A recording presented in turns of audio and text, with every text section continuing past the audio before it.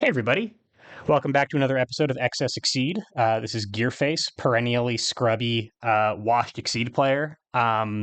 Sitting down today with Chykka to learn about Chun-Li. I've roped him in with promise of fame and riches to Hey, teach me a character.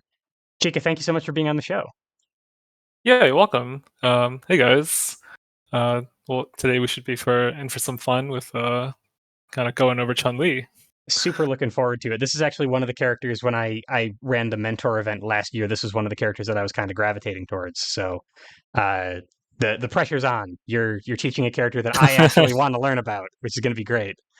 So quick disclaimer before we get started, as always. Number one, we're going to be talking about playing to win on this show. We're going to be talking about this game from a specifically competitive mindset. That is not the only orientation with which to look at it, through which to look at Exceed. It's a fun game, if you can believe that. You can play it just for fun. If what we're talking about and the lines we're talking about don't sound fun to you, play lines that you do think are fun. Um, it honestly, not only will you have more fun, you'll play longer doing that, and that'll make you better overall. So play the way you want to play. Number two, just kind of for the sake of time, we're going to be talking about strategy and decision making in this guide in kind of absolute prescriptive terms. You're probably going to hear us say stuff like, "Okay, so this is always correct," or "This is never the thing to do," right? And when we say that, there's always a grain of salt attached to it. Exceed is not a solved game. We have a very informed opinion on this show with Chykka here to guide me. My opinion's not informed. Let's be clear about that. But if you think you know better, or you think you have a line that we've underrepresented or undervalued, please let us know, and let's turn this into a conversation. I want to know more about this character in this game, and this guide should be a starting point, not the last word on it. But yeah, with all that said, Chykka, tell me about Chun-Li. All right. So she's a very like fundamentals oriented character. Mm, Her shapes are like mostly fair, but she has some. But she also has some like very strong like boosts, of course, especially the two boosts that let her ignore armor and ignore guard. okay. Um, uh, and uh, but when she exceeds, that's when she can start to get more unfair, and that's because her exceed ability, for every continuous boost that she has in play, she gets an additional plus 0 to 1 range, Mhm. and so a lot of attacks that may be on curve or below curve, she can much more easily make them above curve. Right. And also she can retreat every time she still has her frontside ability of being able to retreat when she plays continuous boosts.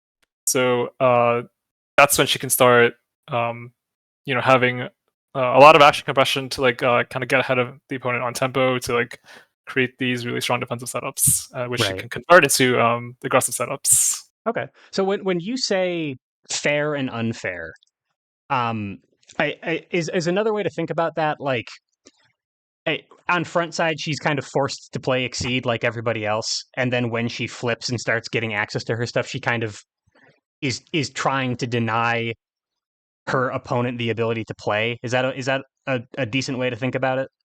Yeah, I would say that's a fair a fair assessment or a fair way to approach the character. Okay. Yeah, because like her attack shapes in and of themselves are not too They're good, but you they're know, like not like overwhelming, right? yeah, like spinning bird kick is pretty good, but it's like it's like that's kind of in a vacuum. That's like her that might be her best attack. Mhm. But like if you look at the other shapes, they don't really do anything like they're not like particularly like they're not super like they're solid, but they're not particularly scary by themselves. Sure, they're not overwhelmingly powerful without access to her ability. So does that Yeah. mean then if so the I'm I know a little bit about this character, and my understanding is that you want to exceed kind of as soon as possible to get access um to her the craziness that she can do on her exceed side. Is that broadly correct?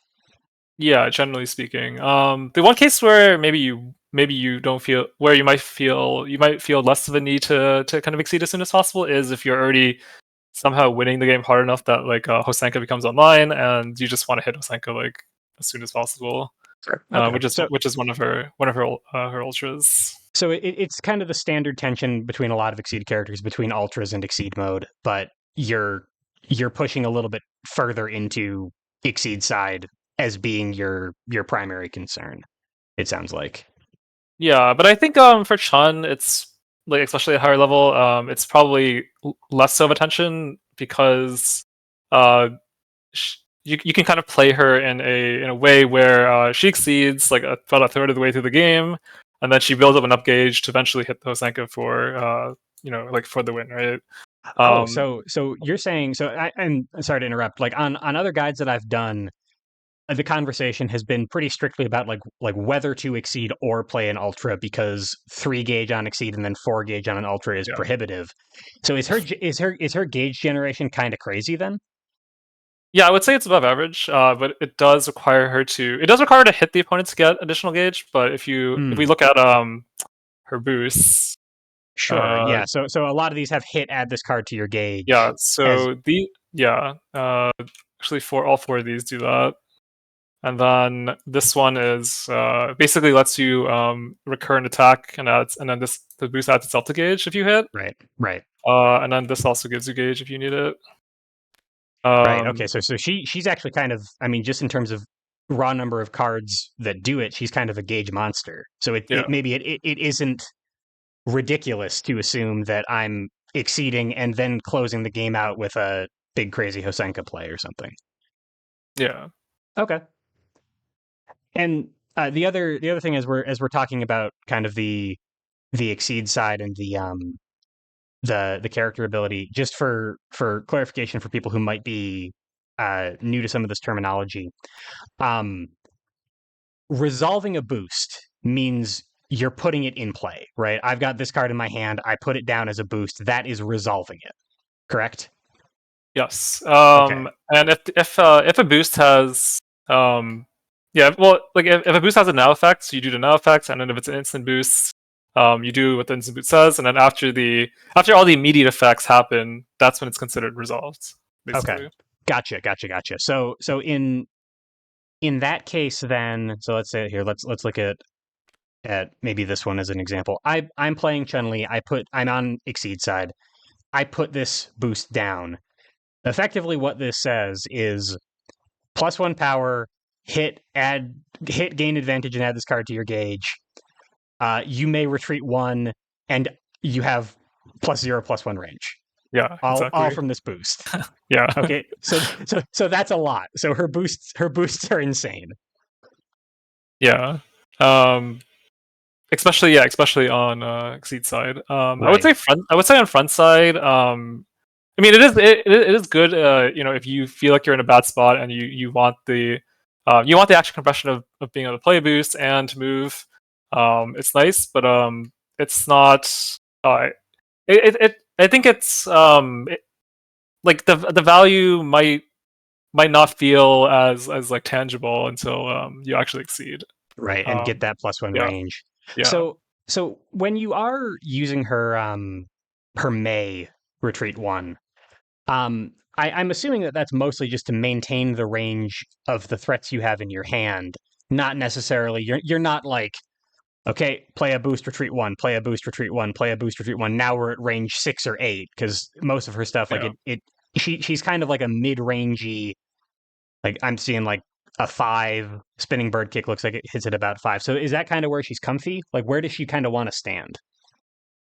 I think it depends on what kind of combination of boost and attack you want to hit, but generally I do generally like mid range, and I think she likes being around the center of the board usually. She wants her opponent to be cornered because like when she's cornered, when she has like her back towards the wall, like she has so like there might be she'll often find herself in game states where she might want to retreat but she can't.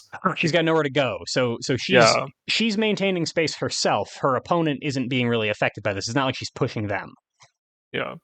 Right. Okay. So like yeah, so if the opponent's cornering her, then it's like kind of like she doesn't even have an ability anymore because she can't actually back up. Right. Um, Right. um, but if she's able to stay in the center of the board, then if she needs the backup when her opponent moves in, then she has a space to back up. And also like that means her opponent's probably close to the corner, which means um, you only need one or two boosts for you to cover the most of the board.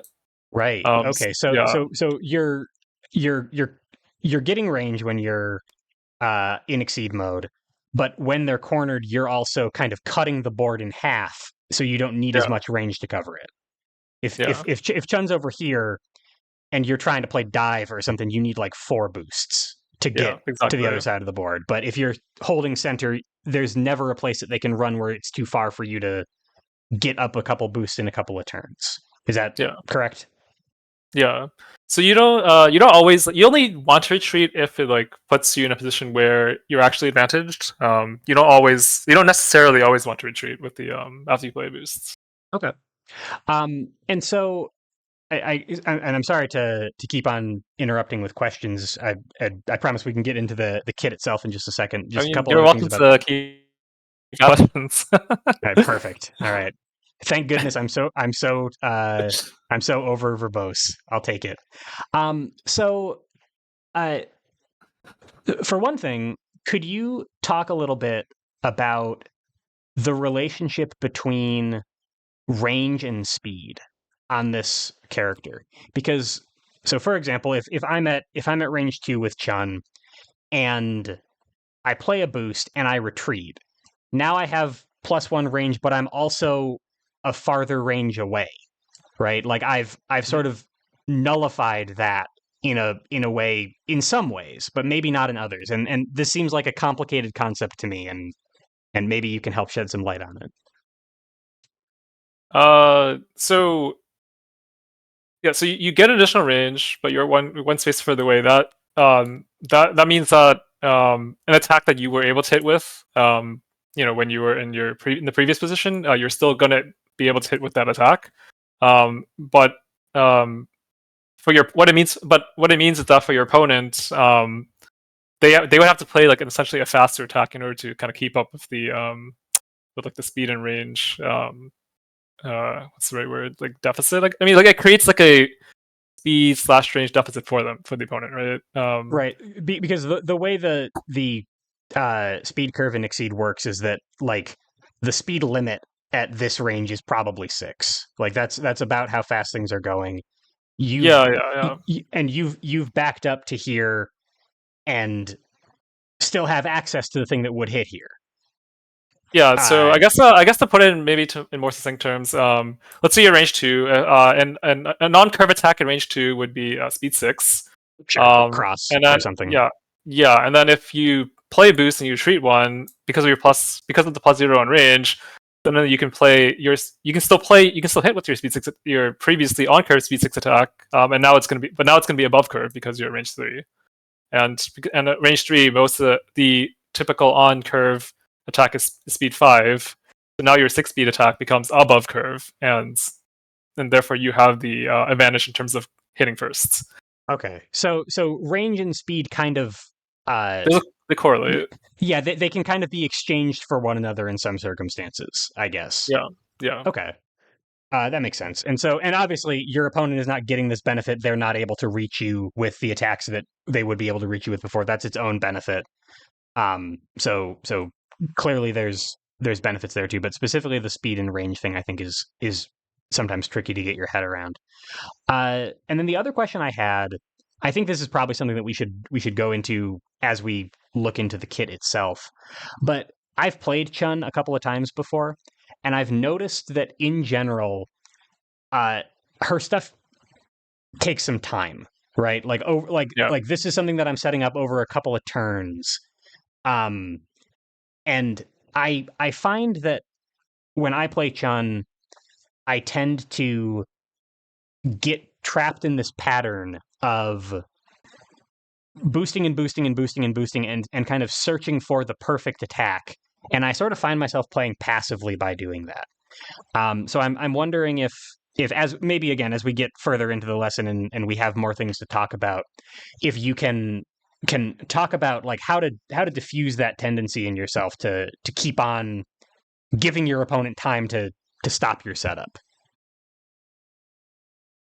Yeah, I think you kind of want to have an idea of what sort of boosts, attack combinations you want to play, and then uh, instead of just like you don't want to play a boost which is like kind of um, anti-synergistic with the attacks you can play, unless you're bluffing, and unless you're bluffing or you're trying to buy time to actually draw it. But but generally if you're, let's say you boost +2 speed, you want to be able to actually play an attack that really benefits from +2 speed and the extra range, I guess. Right. Yeah. Otherwise maybe instead of boosting the +2 speed, you can boost power or something else, which lets you which maximizes the value you get out of playing sweep instead, right? Oh, I see. Okay, so the thing that you're using as a setup card could also be used as a good payout card. Yeah. Okay, that makes And sense. I think when it comes to normals for Chun, I would like the three normals that I guess we can pull out the normals. Uh, Where are our normals here? Hold on a second. Let me get you a fresh deck. There's Chun. We can grab some normals here. So we got our grass. We got our cross. Get out of my hand. Spike. There you go. Sorry about that. Yeah, of course. So when it comes to the normals, the three normals, I feel that it's like you really want to think about if you're gonna play the attack or play the boosts in a given, either in a given game or a given game state, would be like the three that have like the continuous boost on them, right? Sure. Yeah, the ones that synergize with her ability to, because all of these are all instant boosts. You cannot. This is continuous boosts only. Oh, I'm You can sorry. still you For could each still get the you you still can get the retreat. retreat, but you don't get the range. Gotcha. Okay, that is important to know. Yeah. And so and then like depend and then the boost on these also kind of like synergize differently with your specials. Okay. And I mean, I guess I can go into that more in depth when we actually cover the specials. Sure, yeah. Yeah, Let's go through yeah, as we go through each one. Let's go through like some combos about like yeah. what kind of boosts they most appreciate, and maybe for some of the special boosts for the same for the normals and things like that. That seems like an okay idea. Um, okay. Any other considerations about Chun's character ability before we get into the kit itself? Let's see. I guess I mean, there are like interesting things you can do with even with the front side ability. For example, if you are cornered, you can boost run, and if you want to go to range 4 afterwards, you can always retreat after you cross over your opponent. Oh, okay. So Yeah. again, because you can do that with instant boosts too. So Yes. you cross up your opponent by moving past him. Hey Ryu, help me out here. You're trying to go like absolute max range out of your run. You can go up to 3. So you're 1, 2, 3. Now any more movement would be retreating. This has been Yeah. resolved. I can move back one more. Yeah, so that's something you could do if you wanted to go to range 4, for Okay. example, out of Okay. the corner. Sure. Or I mean, Yeah, or from here, right? Like anything that, as long yeah, as yeah, long as one movement from run crosses up your opponent, everything else is retreating afterward. yeah. Okay. Cool. That makes sense. Let's see. Yeah, that's run. And then if you wanted to, I guess you can like tech and retreat. That might be like a way to like double efficient, like doubly efficient with like how you defeat. Like it can be very potent in a defusing situation, I suppose. Um, and then I guess like with parry, you can like see the card that they you can see their hand, or or have them discard a card before deciding if you want to retreat. Oh, right, Um, because the resolve effect would happen. You would see their hand, and then with that information, you could kind of decide your positioning. yeah, Okay, so this is something that she can do. It's neutral, right? It's something that she can do in order to set up her own attacks, but also she can use it to diffuse her opponents. yeah. Okay. Yeah, I mean, I would say like on front side, you just want to try to play the game as like you want to try to lose as little life as possible while building the gauge to to exceed. But if you do manage to like win a lot of strikes really handily, and your opponent's really low life, and you just have to have like 4 gauge, you can like pivot to just trying to win the game with Tasenka without exceeding. Hmm. But I think in most games that are like and because like her kit is like fairly fair when she's on front side. I feel like in a lot of games I've played as Chun, I start off the first like third of the game, like kind of losing more strikes than winning strikes. Sure, Um, they're making you pay yeah, for it.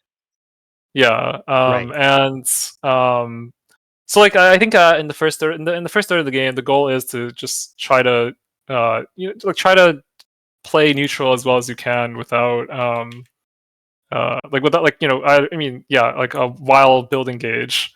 And try to hit your, and you want to try to hit your attacks, of course, in order to build that gauge.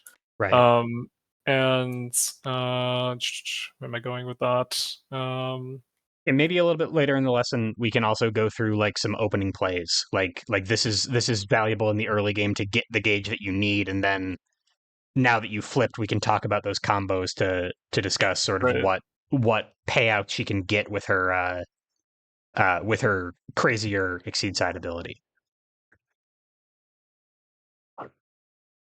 Yeah. Um, and I guess once she does succeed, she is able to like win strikes cleanly a lot more often. Mhm. Whereas on front side, cards don't. I mean, unless you're playing an ignore guard boost, then it's much harder for her to just win strikes cleanly. Um, yeah. Okay. So Okay. I guess So so there's one more normals boost I do want to talk about, which is reading. sure. Um, so there might be game states where your opponent thinks they're safe. The opponent thinks they're safe because let's say we're range one and they have a sweep in their hands and they're like, okay, and then so they might be thinking, oh, like we're range one. My opponent cannot like play reading and play spike to hit my sweep.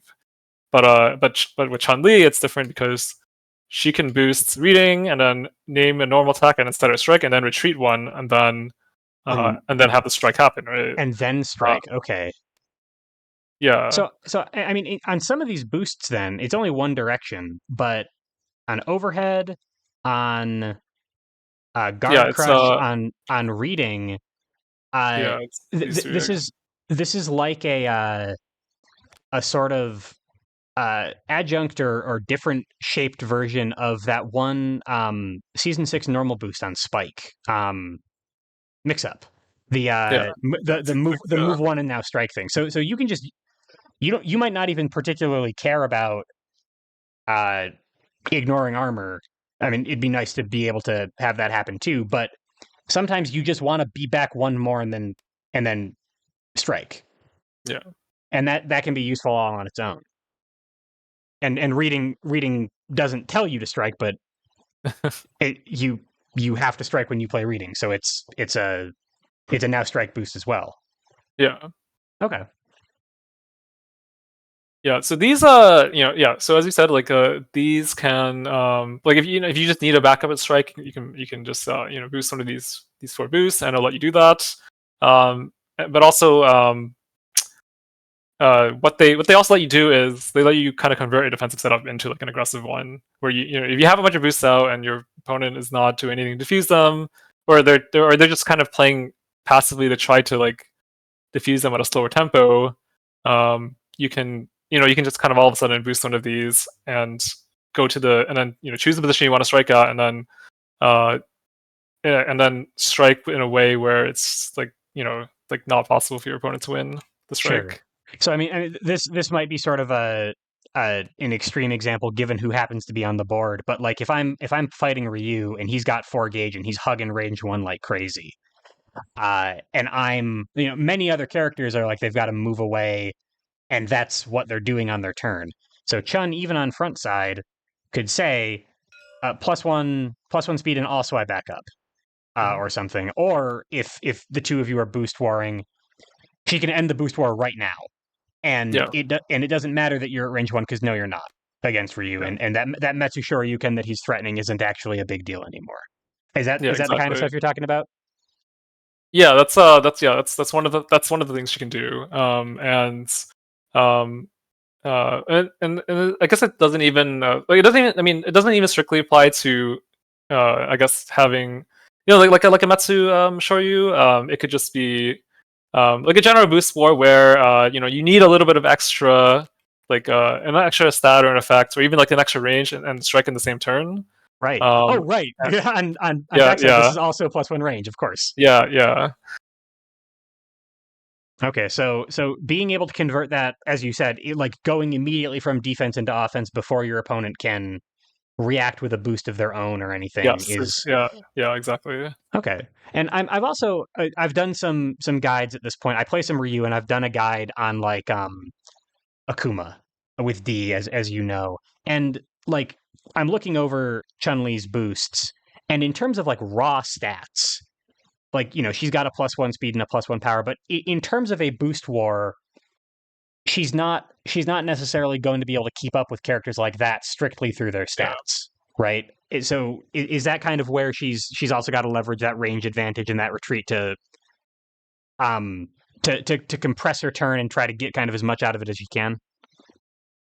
Yeah, I guess against Akuma it'd still probably be pretty hard to just because like each of his boosts. I mean like he has +3 speed and Sure.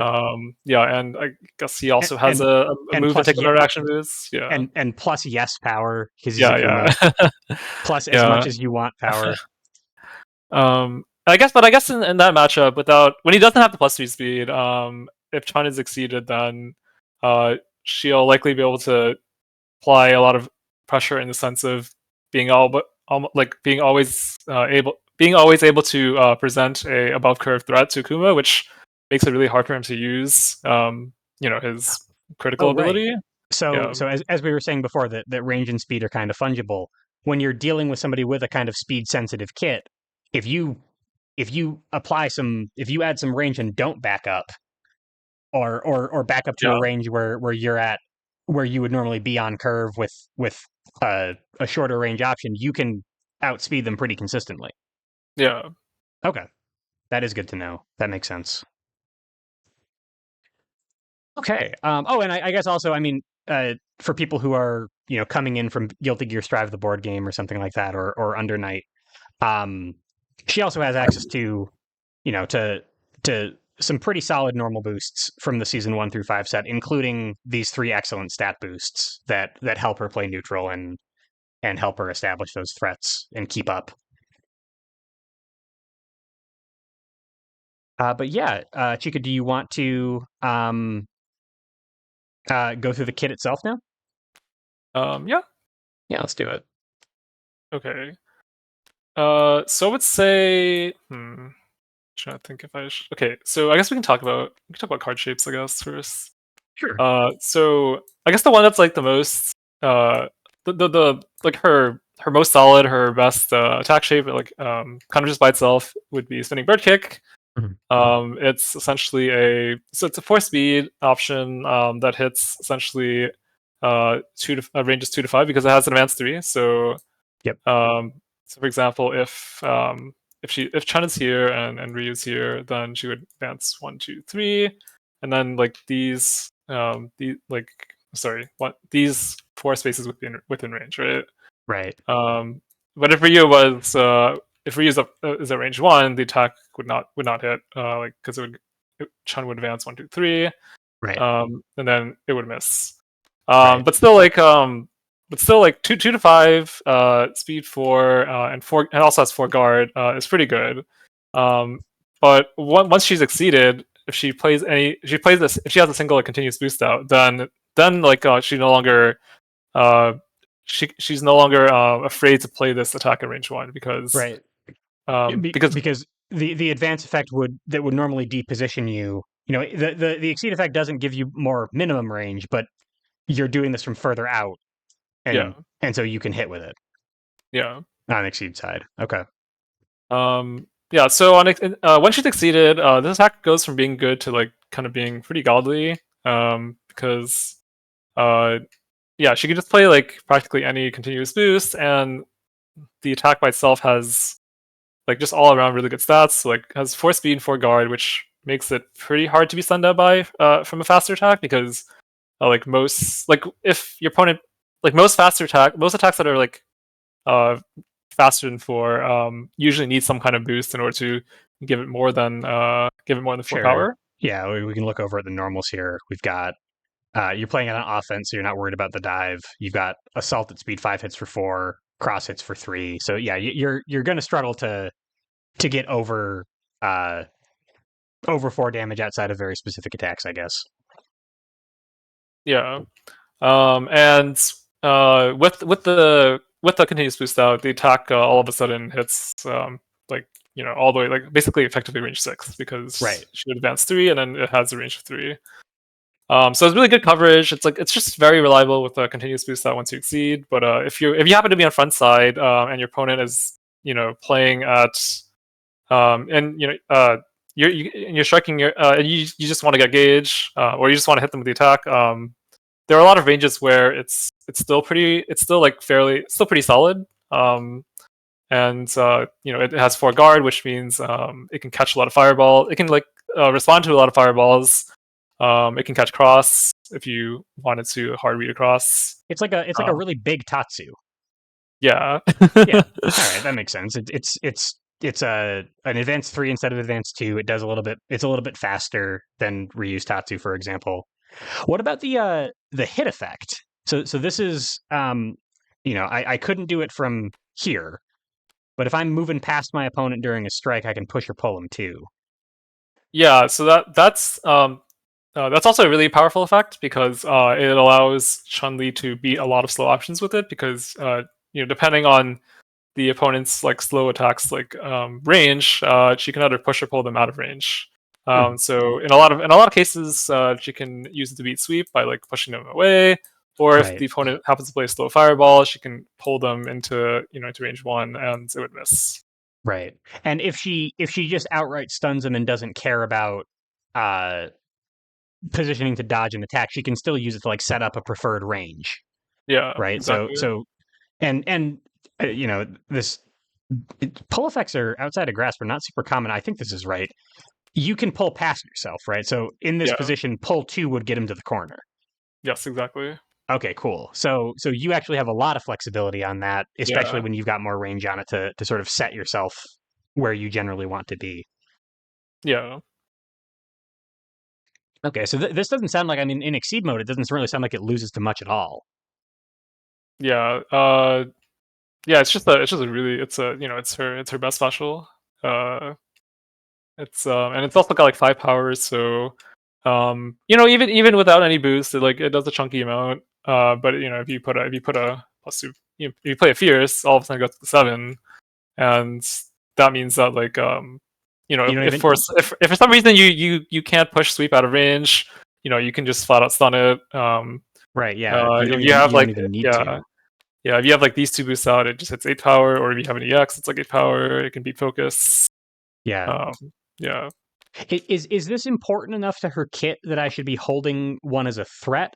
Or is it the kind of thing that, like, if I have an EX or if I have them back to back, I just play them both and I'm content with probably having traded up or done uh 5 to 10 damage without reprisal. I think it depends on the matchup and like what threats you need to deal with. In some cases, the X might be good, but in other cases, you might just want to play it twice. Um, and if you, yeah, and I guess the X the X is good because it makes like oftentimes you don't need an EX, but the X just makes it like doubly like it just covers like yeah. If like let's say you don't have any boosts out, right. then your opponent strikes into you at range 4 or range 5 for some reason, right? And maybe you don't have a Kokoken or you don't want to play Kokoken. Like I mean I hmm. It depends on if you like want to like sometimes like if you play the EX you win clean and you don't play the EX you still hit but it's like a trade, right? So Right, right. So and is I guess another way to ask the question that I'm asking is like sometimes a character's best card is so powerful that it makes the opponent play around it differently, and you can kind of exploit that. Is that the kind of thing that spinning bird kick is, or is it the kind of thing that you, if you have it, you just play it? You're not trying to like hold it over their head. I would. I mean, I guess I think you could treat it as a card that where you kind of value just playing it, like playing it like try like where you can value like aiming to play it like as soon as you can, like highly. But I don't think that's like an approach you have to take, because like her other cards are fair, but they have like even if you're down spinning bird kicks, you still have like threats you can set up with like your other attacks. Right, So right. so like I You, don't like you don't need to I hold it. You don't need to hold it in reserve or something. yeah, I would I mean I don't think I have a strong like I don't think I have a clear preference between holding it in reserve or just playing it as often, as soon as I can. Um, I think it depends on like how you want to play the matchup and like the circumstances. I feel like, but like I don't.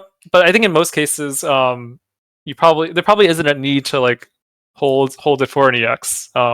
You should, if you need to play it sooner, or if you want to play it sooner, uh, you're I think like you should be encouraged to.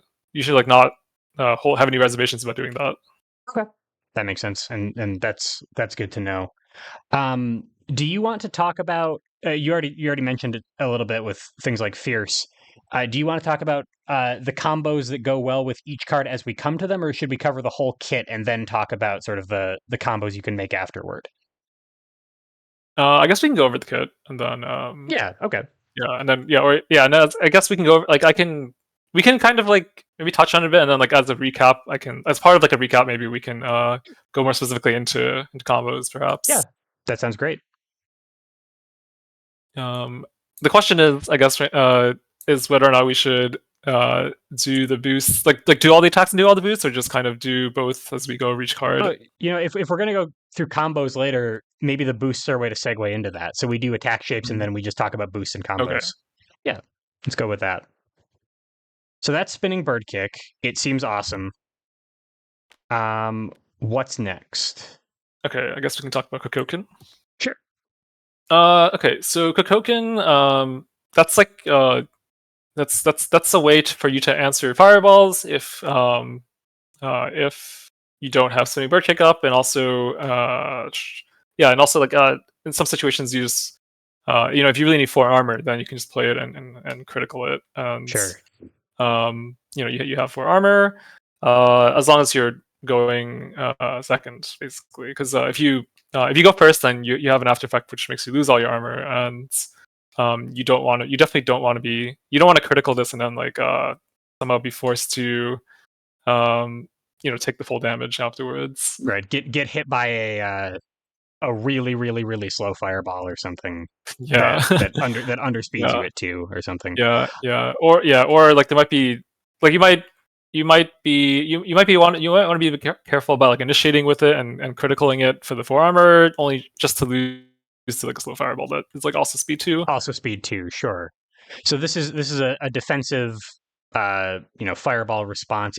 Is how often is this played? Like, are there some matchups where this is very very useful and others where it's not, or is this something that you should be doing every game? Like, how do you value this card?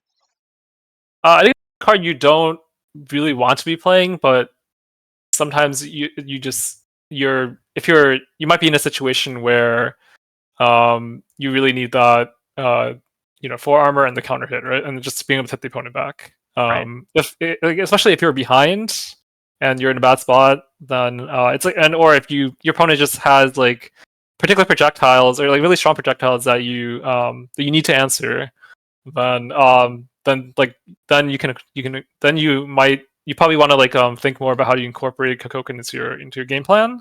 Okay. But it's not a card that I don't feel like it's a card that you want to be playing. It's not a card that you want to be playing as an attack. And the other reason for that is the boost on is it's like really good. Sure. It's overhead. No armor, no strike. add this card to your gauge, and that can be like a part of your win condition. So I would say with Kokoken, it's like a situationally defensive card that can be high value in the right situation, really high value in the right situations. But generally speaking, you want to try to put yourself in situations where you don't have to play Kokoken and you can just play overhead. Right. And because this isn't really like a zoner card. This is like a response card. Like she's not Yeah, trying to win the game with this. She's trying to deal with the opponent's fireball or something. yeah, Although, I mean, that said, you put some more range on it, and all of a sudden you've got like a real projectile, and she can definitely, one boost, and now this is 3 to 6, and it's covering yeah. a broader range band. Okay, so it seems pretty simple. Seems like, as you said, situational. Okay. And then we have these two attacks. They're both fight speed. Mhm. Flipping axe kick and head stomp. I would say these are like her solid, not like like they're not they're not like super remarkable, but like they're not. But they also have like a lot of like nice like plus sides to them. For flipping axe kick, at range, it's a 5 speed attack that hits up to range 4.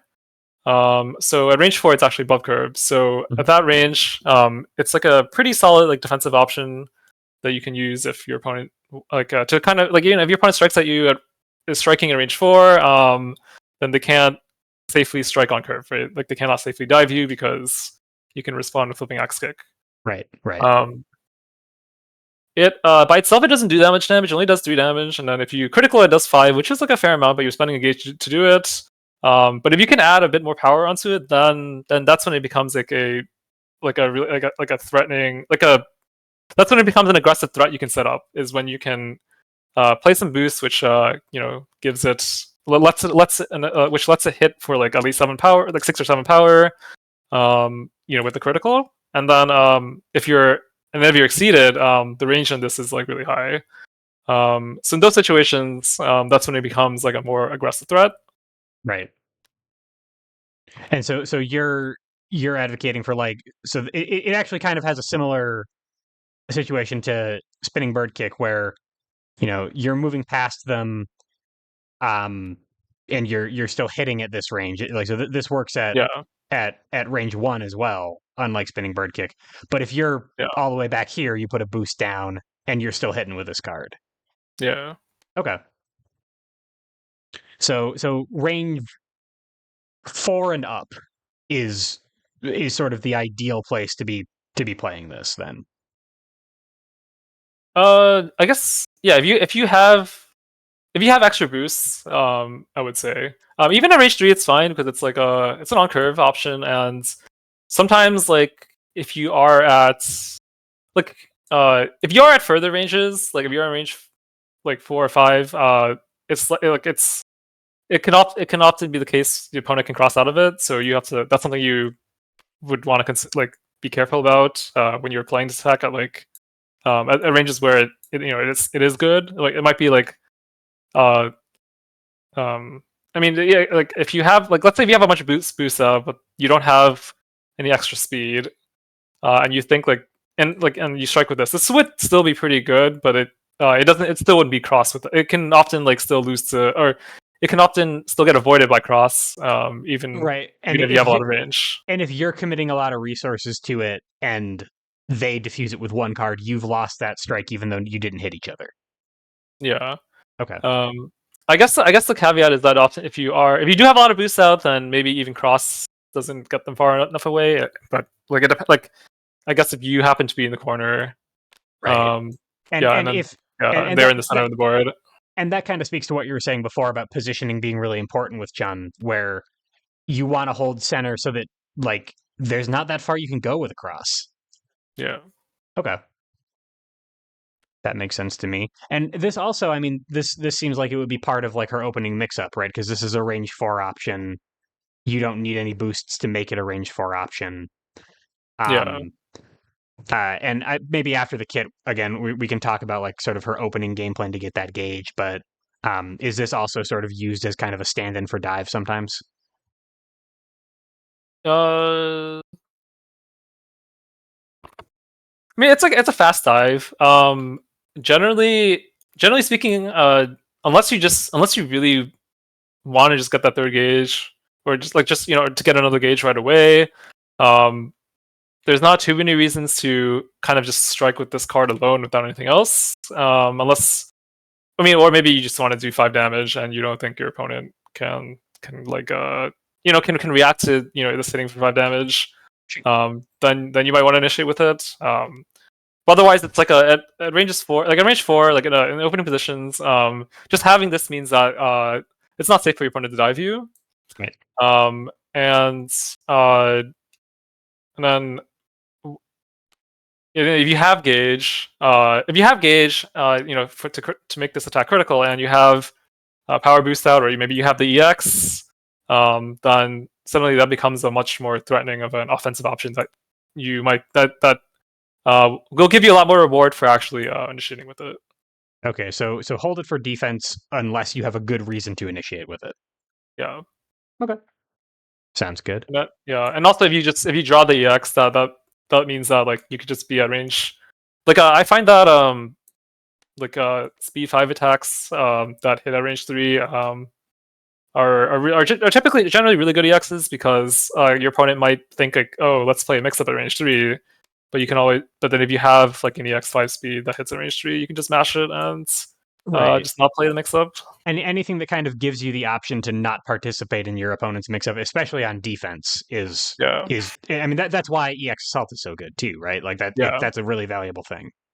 Yeah, so you can have a second EX assault basically with if you have like if you have the EX if you have an EX Sure. flipping X stick, yeah. Sure.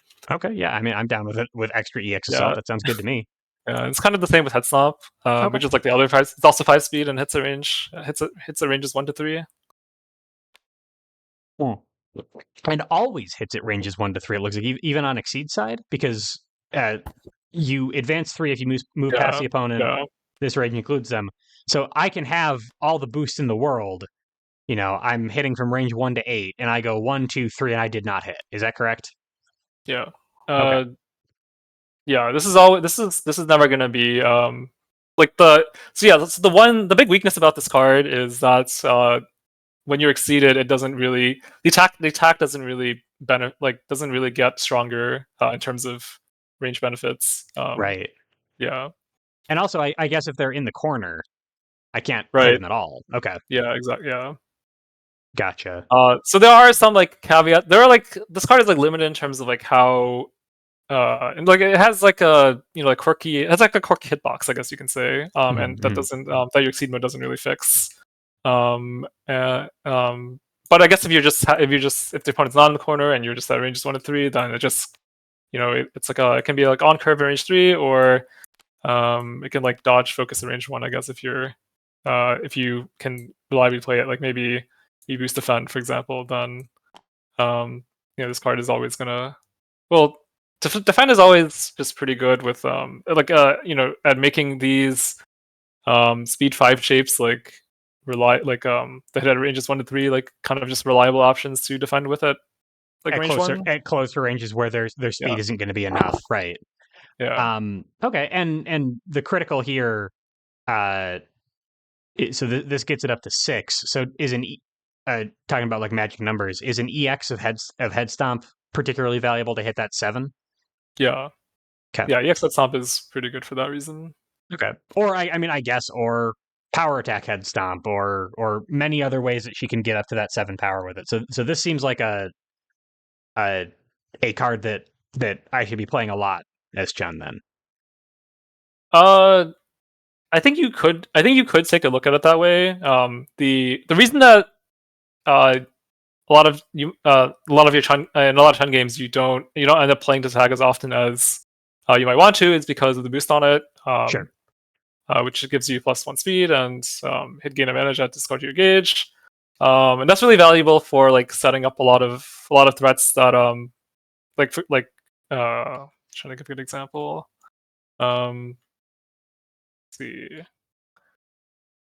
Well, I guess we haven't really talked about Hosanka, but Right. there are a bunch of options. There are a bunch of okay, I guess we'll split it up into two categories. There's some options which are really strong, but they're either like they're really threatening, but they're either like on curve or below curve, and swift attack really increases the not necessarily the odds, but like increases the practicality of you being able to hit those threats, those mid speeds, Right. and those on curve options.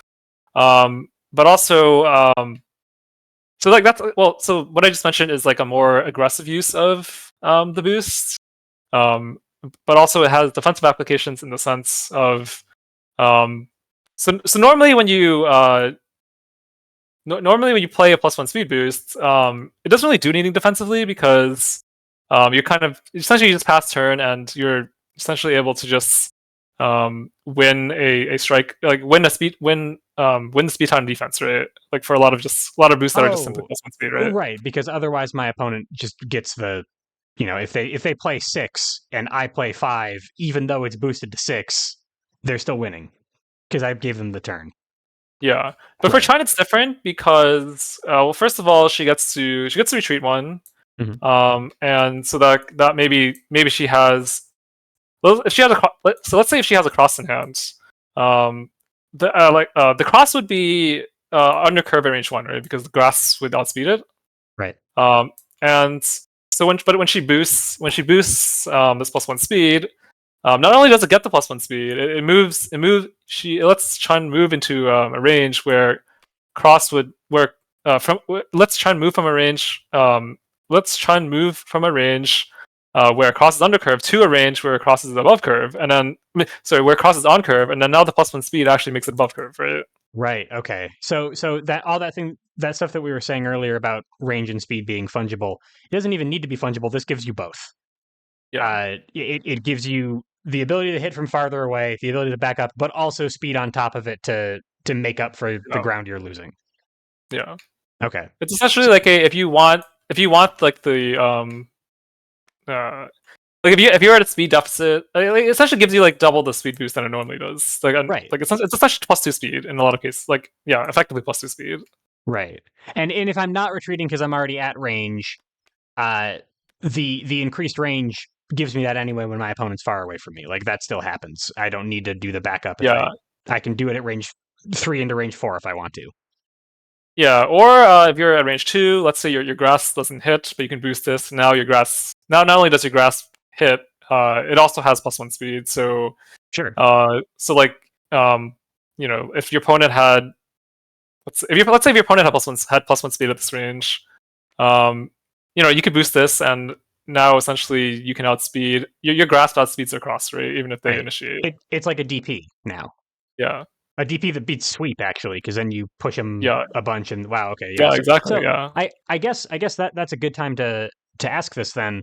So you've basically said like good attack benefits from some boosts on it. Um, situational attack, pretty good attack, but a really good boost. Pretty good attack, but a really good boost. Are her payouts often just normals? Like, am I putting these things onto uh you know, spike and assault and sweep, and that's where I'm getting a lot of my damage from? Like, are these kind of like mainly boosts, and then her attacks are frequently her normals? Because I know that putting range on normals can get pretty nutty. yeah. Um, yeah. So I think a lot of the fun part but also like the challenge of playing Chun is just like how do you manage like how do you manage like your options and like your and how do you manage like deck order and how do you manage like like the order you draw your card. Oh, by deck order I mean like the order you draw your cards in, because like uh different like uh there's different like boost attack combinations that you want to be able to set up, and um sometimes you don't draw them in order that is like that makes them immediately that like, you don't necessarily draw all the synergistic cards like in the right order. So Of like course. so you have to like um so like uh hmm. for example, I guess with uh well okay we talked about how like we want to play swift attack a lot because it helps out a lot of cards, but like sometimes maybe you don't, or maybe you either you don't draw the like necessarily the cards that like really benefit from the speed boost, or like you happen to draw cards which would make the attack really favorable, or like, and it also depends on the board state, right? Mhm. So sometimes you might just find yourself in a situation where it does make sense to actually play the attack, and the attack might actually do a fair amount of damage in that situation. But if you do end up, of course, if you do end up boosting a lot of these, then you're likely going to be hitting like more normals than you are. But sometimes you might also want to boost the like a lot of like with these two normals especially. Oftentimes you might want to boost those, right? And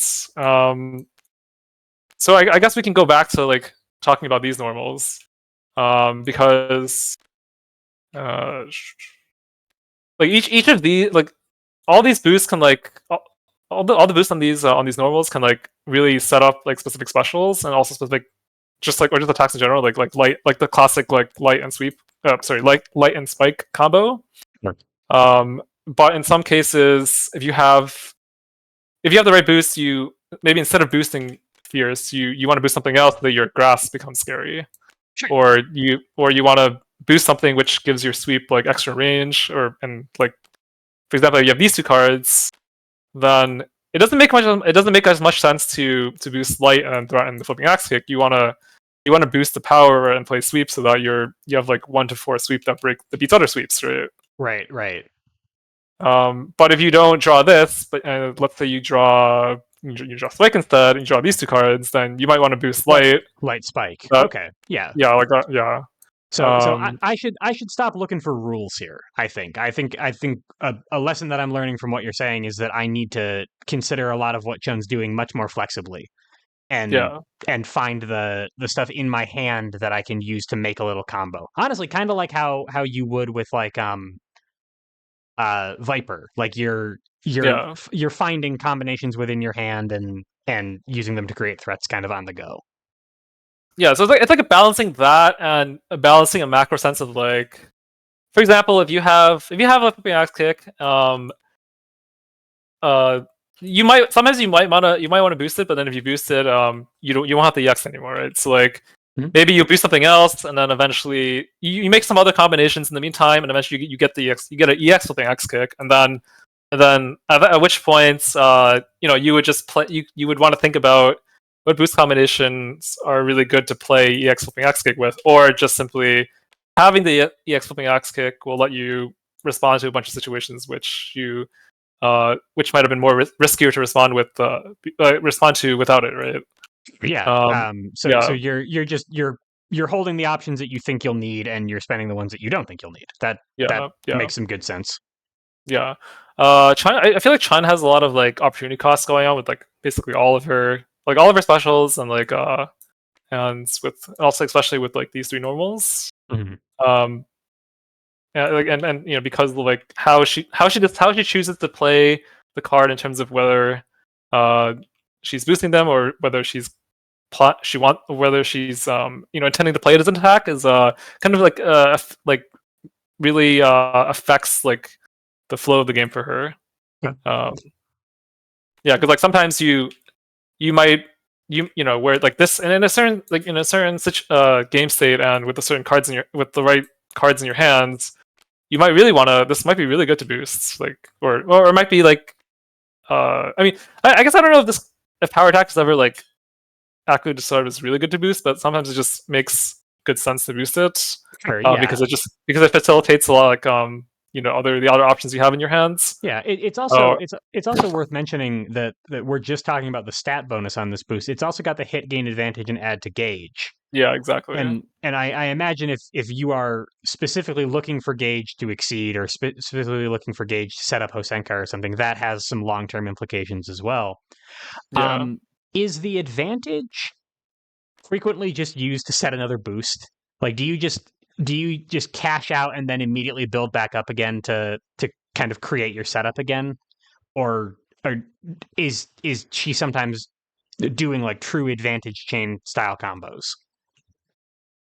She doesn't really have like, because like most like her advantage really only comes from like her boosts for the most part, Right. and yeah, unless yeah, let's see. I guess we haven't really gone over lightning legs yet. Yeah. But even yeah, I mean, even lightning legs like this. I mean, you won't be able to. So what I mean, what lightning legs enables is that it allows you to sustain one of your boosts. If you critical it, then if lightning legs hits, then you can return it to top of your deck, kind of like a like a fireball, like a Hadoken, but Yep. it's just melee. And if you do, you sustain one of your boosts. Um, the only, however, like it's not. I mean, it's not quite as good as it looks because you won't be able to keep the advantage boost in play because they'll go to your gauge. Oh, right. Okay, sure. So you Yeah, can't sustain it. It's gone now. The if yeah, on hit. Okay, yeah. that makes Or sense. rather, I guess all your advantage boosts go to your gauge before you can like before the after effect happens. Before you can Right. recur it. Right. That makes sense. Yeah. So generally, the boost that you really want to occur with that with repeating attack, or sorry, with lightning legs is either fierce or light. Generally, it's going to be fierce because lightning legs is already pretty fast of an attack. So you like unless you unless it's a specific matchup where you want to play defensively against a specific high speed attack your opponent has, you're probably not going to want to play this combination of like attack and boost, right? Because Yeah. because You're lightning spending a legs lot. doesn't. You're spending a lot of resources to only do 3 damage. Yeah, Above curve with any boost on exceed side above curve at 2, or I'm sorry, above curve at 3 is probably still fine. You don't need that yeah, much more speed, probably. Okay, that makes sense. yeah. I guess you could end up still playing this attack when you have light out, just because like either you actually just don't have like you want to keep light in, like you don't have a good like you don't feel like playing something else in your hand and you want to keep light in for another strike, then you might do it. But like you typically wouldn't like play light with the intention of actually playing lightning legs. Uh, as a threat, right? Like it's not Right. something you want to do, but it might let you like save your light. But oftentimes, like you might boost fierce, and then as long as you have a gauge, you can just keep recurring fierce, and then every time you hit, like with lightning legs, you're getting +2 power out of it, right? Which is Sure. if you can I mean, it's usually not very gauge sustainable because every time if you do critical lightning legs and it goes back to the top of your deck, you're actually you're not gaining gauge. You're actually losing gauge every Right. strike. You're depriving gauge, but in exchange for keeping a boost on the field. But Yeah, if you're trying to filter a specific attack, the attack is gone now, and now you still have fierce to deal with your next thing, or something like that. yeah. The other there is a caveat, which is that if you have both an advantage boost out and fierce, then it allows your lightning next to be more sustainable because you will still actually get gauge That goes from to the other boost, gauge. right? Right. And then you can if you just boost another one, let's say, and then all of a sudden your lightning legs is has the same range it had before. Um, and then like you can kind of sustain your gauge economy this way if you Sure. wanted to. Um, yeah. So how many boosts, and this is a much more general play question than any specific attack. How many boosts is it common for Exceed Side Chun-Li to have out at once? Like you just said, having an advantage boost and fierce, like it wasn't that uncommon. Are you tending to put down several boosts and then pay out with one big attack, or is it more of like a one in, one out kind of mechanism for her? Or is it just play style? Does it just depend? I mean, if I wanted to, what's the term? If I wanted to lean towards a safe response, I would say it's a playstyle thing. But I think I feel like getting 2 boosts is like if you play 1 boost, either your opponent is going to somehow if they find a way to strike and fuse it, they'll do that. But if they don't, they pass turn back to you. Then I mean it depends on if you need another boost. Oftentimes you might want another boost to set up something even scarier. I would say, but I would say like 2 is probably I think after 2 you either I mean I guess you typically probably either play one of the now strike boosts and then attack and then just cash out, or or you would just, or you probably have enough to cash out. Right. Okay. Um, yeah, because I mean, there might be niche situations where you play third one. I mean, I guess if your opponent's trying to boost for you, then you might have like three or four boosts out, and your opponent has like also three boosts out. But you're winning the boost war because you're able to action compression yourself into a better position with the retreat and the extra range. Right. Uh, and then probably initiate on your terms with a now strike boost. Yeah. Right. Okay, that makes sense. And I'm sorry, we're kind of going in various orders here. So at this point, Yeah. we've talked about SBK, we've talked about Kikoken, we've talked about lightning legs and repeating attack, kind of. Yeah, I figured we were like skipping over that, or we got to the point where we covered all the other four specials, and now was a good time to bring in lightning leg. Yeah, no, that makes perfect sense. And we've talked about we've talked about head stomp and pretty much swift attack, and then flipping axe kick and power attack. They're both kind of these two feel similar, except one is speed and one is power. Before we get into the ultras and the combos and things like that, I have a quick question about like when some of these boosts would be best played. Like, my understanding is that if I'm trying to exceed really quickly as Chun-Li, a good early game play would be to put down power attack or something, or put down, even better, maybe swift attack, and just try to get gauge as quick as I can. And then exceed immediately. So do these have like a special extra use in the early game when I'm looking for gauge, or is gauge just always useful?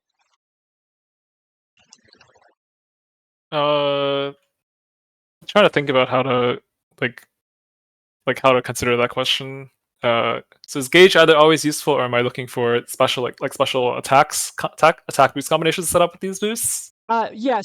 Or I guess another way to put it, like clearly they are useful for attack and boost combinations, but do they become even more useful in the early game when I'm trying to get that gauge in order to exceed, to get my engine going? I guess is how I would ask that. So I think there's two ways to approach these boosts, like in terms of like when you want to play them. You could, I think one approach is to look to play them in the early game in order to get the gauge to exceed. Right. And if you want to go with that approach, I think one of the biggest questions you should ask is, if I play this boost, can my opponent cross out of it? Because like the worst thing that can happen is like you play this boost and then you don't hit, right, and then you don't get the gauge, right. And so it's way harder to guarantee that my opponent can't cross out of it when I don't have this. And the use case that I'm advocating for is when you're specifically when you're using it to get gauge. So that seems kind of more trepidatious. It sounds like. Yeah, like if for example we were at starting positions, and you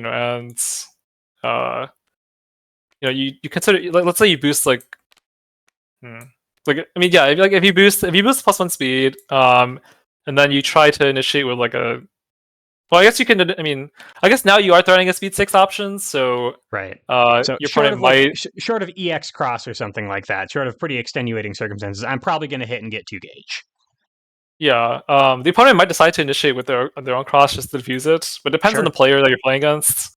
If you're playing against like certain players who like are really defensive and just prioritize denying shot gauge, right, then they might initiate cross to kind of defuse the situation. But if you get to initiate, then like maybe this is a good. Maybe if you really prioritize just getting 2 gauge, like even if you trade down, then this is something you can consider doing, like boosting this, and then if you get the turn again and we're still range 4, you can strike with something that's above curve. Or if I happen to luck into flipping axe kick EX early in the game, just to catch the cross, that's an option, but I'm depriving myself of the boosts for later. So there's again that tension, there's that consideration. But then later in the game, when I have gauge to spend, I'm sorry, when I'm in exceed mode, these boosts become way more threatening because they also give me range. Exactly. So that's kind of the trade-off that I'm trying to do. So I guess the other way to get that gauge is just to play exceed, is just to play neutral and do it a little bit slower, but not deprive myself of the utility of these boosts for later. Is that accurate? Yeah, and if if you're playing with the with the intent of like exceeding and also having Hosenka online as early as possible, you're still actually getting a lot of value out of like hitting Sure. these hitting these boosts after you're exceeded. Sure, later on you still Um, need that 4 yeah, gauge, and that's not trivial to get. yeah. I guess it's easier for Chun-Li because she does have a lot of boosts to go to gauge, but she does need to actually hit. I mean, yeah, she does need to actually play them as boosts and like and then hit them to get it, I guess. Which is like, I mean, it's not like untrivial, but it's I mean, it is something she still has to do, I guess. Yeah, she's got to put some work into actually like the hit. It's not an after effect. It doesn't just automatically happen. Like you need to play the game to get this stuff. Yeah. Yeah, and so one approach is to prioritize using these boosts as an early game economy engine. Um, but um, but like another approach is just like prior like you like putting them more into your your mid late game power budget. And one reason for that is I found that in a lot of Chun-Li games, I go through a lot of my continuous boosts like in the first half of my shuffle, and then when I get to I'm Mm, exceeded. I get to my second half, and I'm like drawing my hand is just all like cards that don't have continuous boost on them, and I'm like, well, I either have to like reshuffle early, or right. or like it feels like I feel like I have a fair amount. I've ran into a fair amount of situations where it feels like my hand is awkward because I don't have continuous boosts, and that's because I drew them all like I drew a lot of them in the first half of my shuffle, and then I ended up just boosting them, and And maybe you weren't holding any of them for later. yeah, For exceed side. Interesting. Yeah, I mean, I've to be honest with you, I've noticed the same thing. So that is a pretty good like that's good advocating for holding on to these for the late game if you can. yeah, Same with the normal boosts that the normal continuous yeah, boosts. Okay, yeah. So cool. that's actually also a reason to to actually maybe just mulligan away some of like some of these boosts that Mm. really Bennett like that really give you like that really becomes stronger when you're exceeded because of the range advantage. Yeah. See, Um, that is totally counter to how I play Chun, and I'm sure you're right, right? That like I'm not saying that I know better. I'm saying that that is something that I got to internalize that but I want the gauge to exceed so bad. But there's other ways to get gauge. yeah, You can play exceed and get gauge that way, and then you'll have cool boosts for later. yeah. I Okay. mean, I guess I mean, it might just be like a like part of my either you can either say it's like part of my playstyle, or maybe one of the weaknesses in my playstyle, where maybe I don't reshuffle early enough in a lot of cases. Hmm. Um, but um, but like I guess because of the way I play, because I don't often like reshuffle early. Like a lot of times, like the way I think about like the differences what card she values, and like the differences in her kit, like in terms of like how she can use the cards that she draws. If I like with these with her specials, and like stuff like light uh light grasp and spike, right? Sorry, no, sweep, grasp, and spike. Right. Right. um these are always going to be useful after she exceeds like late in the game, right? They're always going to be really potent, like either because of like I, either as she boosts can or address, as payout cards or as boosts to pump something else up. Totally. yeah, yeah. But with her other normals, oops, yeah. So with her other normals, they don't have continuous boost on them, so oftentimes I feel like they're not as potent later in the game because I can't because they don't have continuous boost, I can't use them to like actually enable my other cards as well, and I can't use them to get extra range. Right. Um, and so the only way that they're going to be like stronger than usual, is like if I happen to have other cards to boost themselves. Right. So Um, these become the payout cards in that case. And obviously so like EX assault with some stuff on it sounds pretty yeah, good. Dive at range 3 to dodge stuff is kind of spike like in terms of how it appreciates extra speed. So there's options there, but they're they're only representing one side of that utility. They're only payout. They're not bonuses for other cards Yeah. ever. Right. Yeah, I mean, I wouldn't even necessarily think of them as like. I mean, I don't know if like these are the cards you necessarily want to use as payouts in the later game. Yeah. I mean, it's just. I guess my point is that they're kind of they become more limited into like like these like if you wanted to set up a payout like and you these are the cards you end up with like later in the game. You're kind of like you kind of put in a position where like either they end up being your payouts or they don't or they're just kind of like normal attacks that you could have just played on like on front side, right? Sure. So I typically like having these having these like earlier in the game so that because like because like the value of having these in my hands later in the game is not like exceeding doesn't increase the value of these cards in my hand as much as it does for like my other cards, right? Totally. No, Um, that makes perfect yeah, sense. yeah. So if I have these early in my game, if I just have these early on in the game, I can just get the value like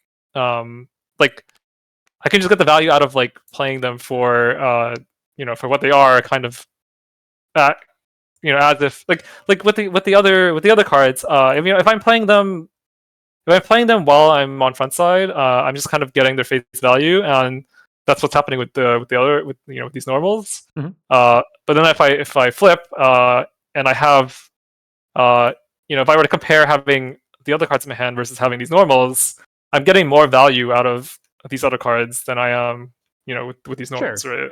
So Yeah, they're just as good early, but these get better later and these don't. yeah, yeah, So exactly. why not focus on playing things like this early? That is completely sensible to me. That makes total sense. Yeah. Right. And normals are just kind of good by themselves, like generally. Sure. So and uh, yeah, and like get like Vanish is good. Like Chun is like it's like she's like fairly tempo sensitive. So something like uh, if you want, for example, if you want to take seed, um, if you have like 2 gauge or 3 gauge, or if you have like 1 or 2 gauge, right? If you hit assault and then you can use the advantage to exceed, that often feels very good in terms of like game flow because you don't really feel like you're taking as much of like a downturn You got a to bonus exceed. turn, right? It's like a Yeah, coupon. yeah, and I think oftentimes you can play with the mentality of kind of trading like you're fine trading down on front side. You're fine trading down front side as long as it gets you closer to exceeding, right? And so assault on front side kind of like hits like kind of just like checks those I don't know if checks those boxes is like the best term, but like I get what you mean. it's like an ideal candidate for like like in a lot of cases you might think about playing a different attack instead of assault because you don't want to trade down for some reason, but I don't think Chun cares as much about trading down like um While while she's she's still on her front building, side. right? Yeah, and so assault just kind of gives her everything she needs Mhm.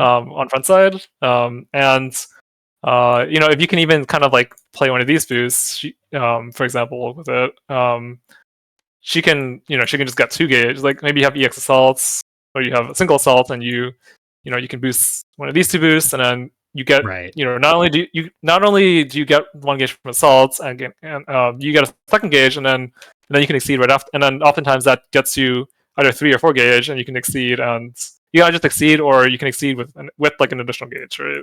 Sure. Yeah. Here, And obviously, I feel like we sort of glossed over overhead and guard crush's boost, but ignore guard now strike and ignore armor now strike are fairly self-explanatory in terms of how good they are. Like ignore armor now yeah, strike is a game closing like wonder card. That's an incredible thing to have to put on something. You called it a win con earlier on, and yeah, then guard crush just means that they can't defend slow, right? They are yeah, probably just going to take some damage, and if all you really are caring about is getting your gauge, that is again perfectly sensible thing to do as far as I'm concerned. Okay. Anything else to say about sort of these like early game combos or any of the cards we've been talking about? I again apologize for how freewheeling this has gotten. I've just been asking questions. it's oh no, you're good. It's partially also on me because I mean I didn't really come up with like a super well defined like. Well, yeah. I mean, yeah, you're fine. No, it's all good. It's all good. So, should we talk about the big scary ultras? Yeah. I guess I can talk a little bit more about the normals. Before, just before we get to that. Sure. I guess the early game. Yeah, Um, absolutely. yeah. So like normals are generally just, they're just generally good, like very solid shapes that you can play without any boosts, right? And that's kind of what Chun-Li. I feel like what Chun-Li wants in the early game is that just to be able to just throw out like attacks that are fairly good value, and then she gets the gauge, and then once she lands a bunch of normal, like she can just like hit assault and then hit and maybe block an attack and then like play focus or play like a focus right at range 1 or play across at some cross point. out or something. Yeah, there's plenty of ways to to do normal stuff safely. Yeah. And if you actually prioritize getting normals or like mulliganing for like some of these normals early game, there's a higher chance that you'll get an EX with the normal. You got like EX assault or EX dive, right? Yeah. Yeah. And then yeah, so like I guess that's like another reason too. And I guess you can. I mean, I guess you're now that people are listening to this guide, maybe against me or against some other chuns, maybe they'll consider reading. But like Start reading's early always game reading. Yeah. but reading's always like a risky proposition, right? Like I mean, Yeah. like you might think your opponent has normals in hand, but you never know, right? Like Sure. I hear you trying to downplay the secret you just gave away. So I should definitely tell my guests to be careful because they're gonna tank their tournament win rates by revealing all their secrets to the newbies. No, but no, you're right though. That makes total sense to prioritize that stuff in the early game. And in the early game, when all of your options are still live, reading is a more difficult thing. Like it's kind of always a Hail Mary, even if you have some kind of inkling that they're holding normals. But it's when the deck is still huge, they're less likely to hit their reading. So there's a little bit of safety there. Now I'm downplaying it too. I don't want Chykka to lose.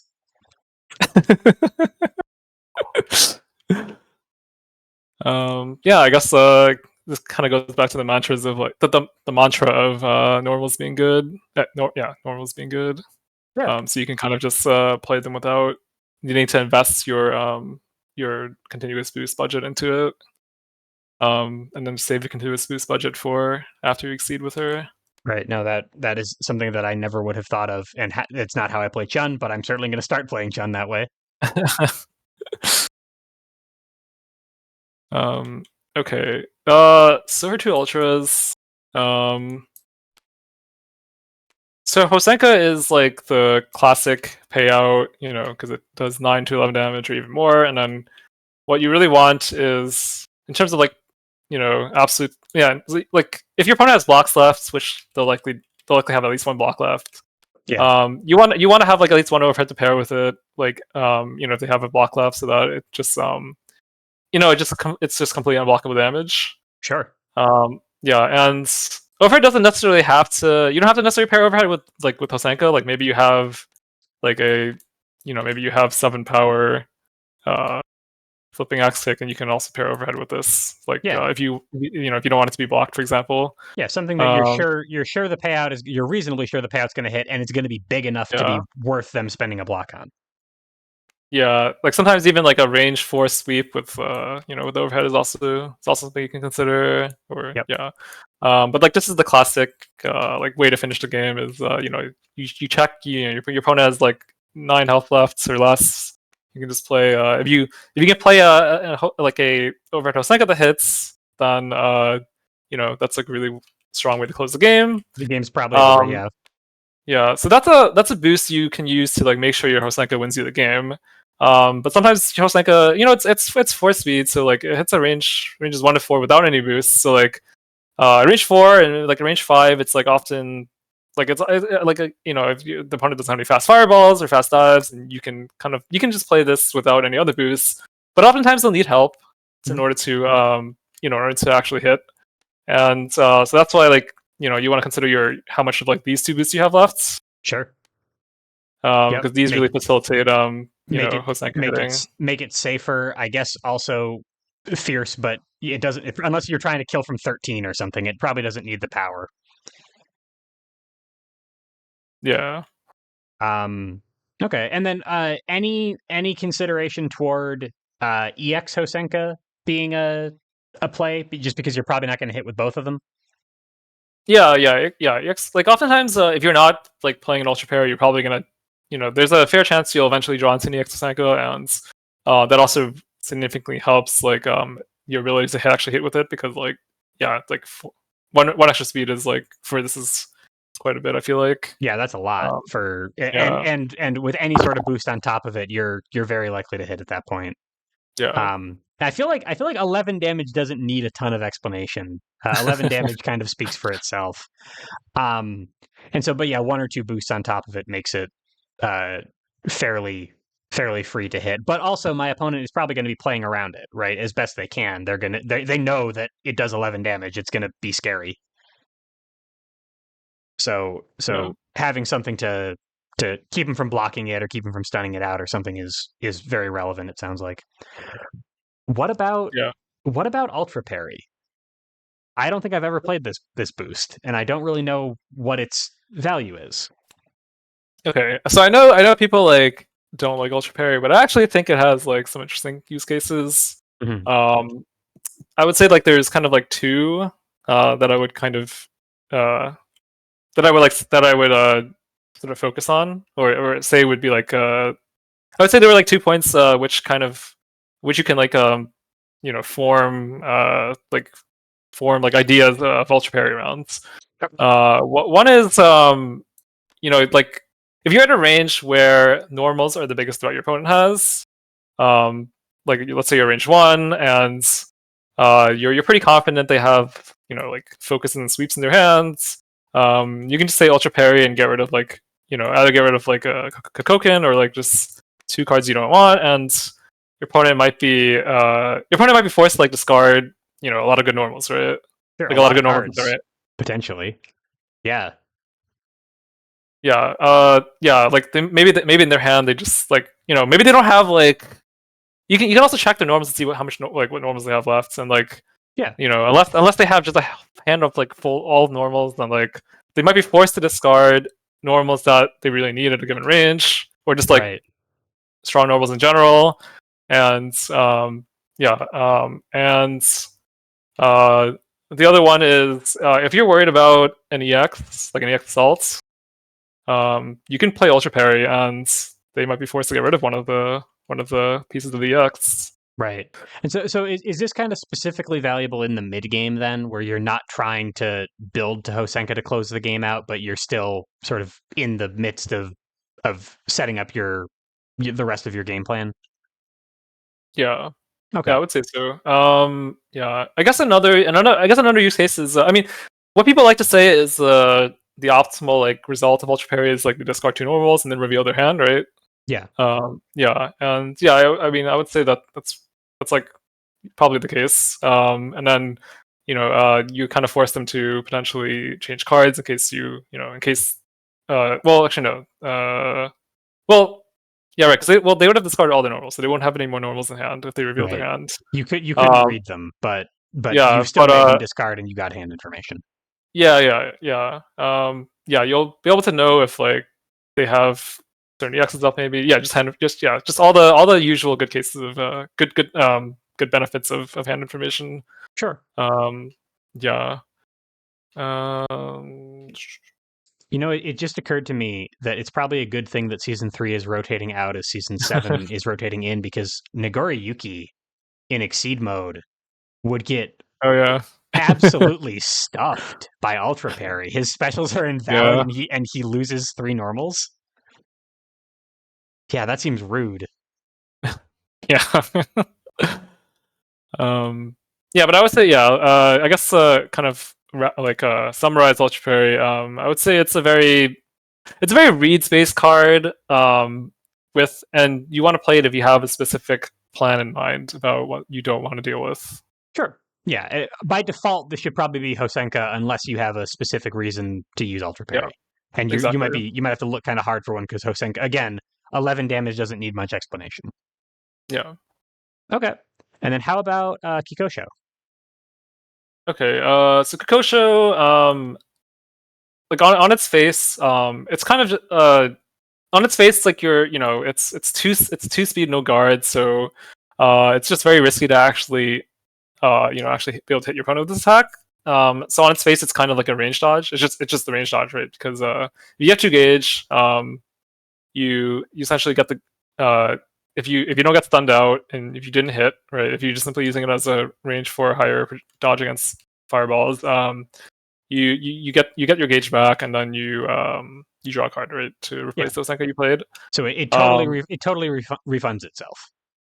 Yeah, so that's if you're using it as a pure fireball dodge. And maybe that's something you do, like if you're on front side, or maybe even if you're exceeded and you don't have any boosts out, and you don't have Kokoken, or you don't want to use Kokoken for some reason, then this can be your like emergency button to respond to fireball threats with.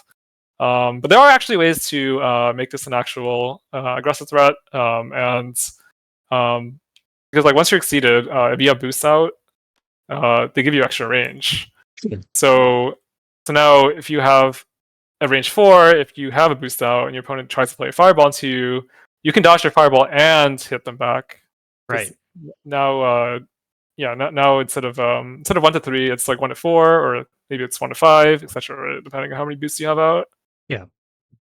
And if the boost that you specifically pulled is defend, which if they happen to, do a fast dive instead to try to mix you up, you can still hit them because you'll probably be able to armor through it. Yeah. Okay.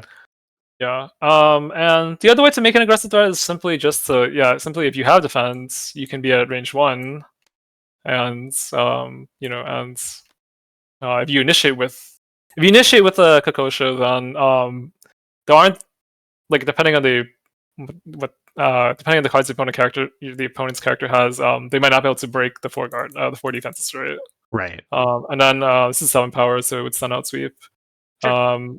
The safest way to make that work is just to have defend with like the Kokosho out, because that's like 3 speed, 6 defenses, and it's 8, which is 8 power, which beats everything pretty much. Yeah, and beats and also if they cross out, it refunds itself, doesn't it? Because I guess so. Yeah, neat. Okay. Yeah. We'll take that. Cool. And then if you're exceeded, of course, it's just 1 to 4, so like it can beat the cross too. I can just hit the cross flat out. Good point. Yeah. All right. So that is better than I gave it credit for. So EX Kikosho, Kikosho with a boost. Specifically with defender with defend. Yeah. Close ranges. Okay. Yeah. Cool. You can also boost 1 copy of Kikosho and then play the other one if you like. That's also something you can do. Is Faultless Focus also sort of the other way to play Hosenka? Like if you're not, or are there? Yeah. I guess we didn't cover that earlier, but yeah, it's another way to play Hosenka. Yeah, and I feel like stun immunity being kind of a powerful thing, and it being an expensive boost, you sort of want to save it for a big payout like another Ultra. Are there any other cards in the deck that maybe not that would benefit from stun immunity? I'm sure everything would benefit from stun immunity, but like that would be worth spending all this on another card. I mean, if you hit with this card, it does go to gauge. Oh, true. That's so yeah. So like early game, maybe you're at range 1 and you just want to get gauge, so you might just boost this and play Assault, for example. And then so like that's one use of it, like earlier in the game. Otherwise, I mean, unless you're maybe in specific matchups where your opponent's throwing a lot of power, and you want to hit with a certain setup, then you can you can boost on immunity and strike. Right. But usually yeah, or like you don't have you don't have any more defense. Maybe you can consider boosting this and striking with something like just anything that needs like defenses, I guess, like at like undercurved range, Yeah, head yeah. stomp, for example. Range 1 or range 2 head stomp that would benefit from defend would benefit just as well from stun immunity. It's just a bit more Yeah, expensive. yeah, yeah. Because with Chun, you have to consider which like how like your sort of your inventory of boosts, like how much of them you have left, or maybe you want to maybe you might want to defend maybe you want to defend, but you also want to set up like a spike, a spike, Oh, sure. some sort of boost set up with spike, right? And then you can play this instead if you don't want to boost Yeah, defense. yeah. You want to hold the spike to actually pay out with because it's a perfectly good card to do that with, and stun immunity could go on something else. That makes sense.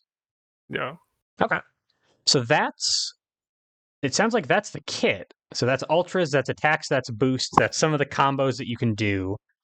Anything else about the kit itself? I definitely have some other questions that I'd love to run by you, but anything about the cards themselves that we're forgetting? Okay, so I think we covered. I mean, aside from like really specific combos, I guess we covered the general use cases of Mhm. these two If boosts if you've got pretty well, specific right? combos off the top of your head, I'd love to hear them. I mean, I guess like with flipping axe kick. I mean, I guess we covered the fierce combo because it hits for 7. Right. Um, that's it's pretty potent.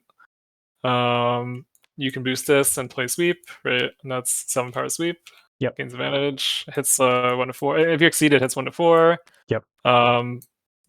If somehow in some situations, I guess like this can also this combination of like playing headslot with +1 power.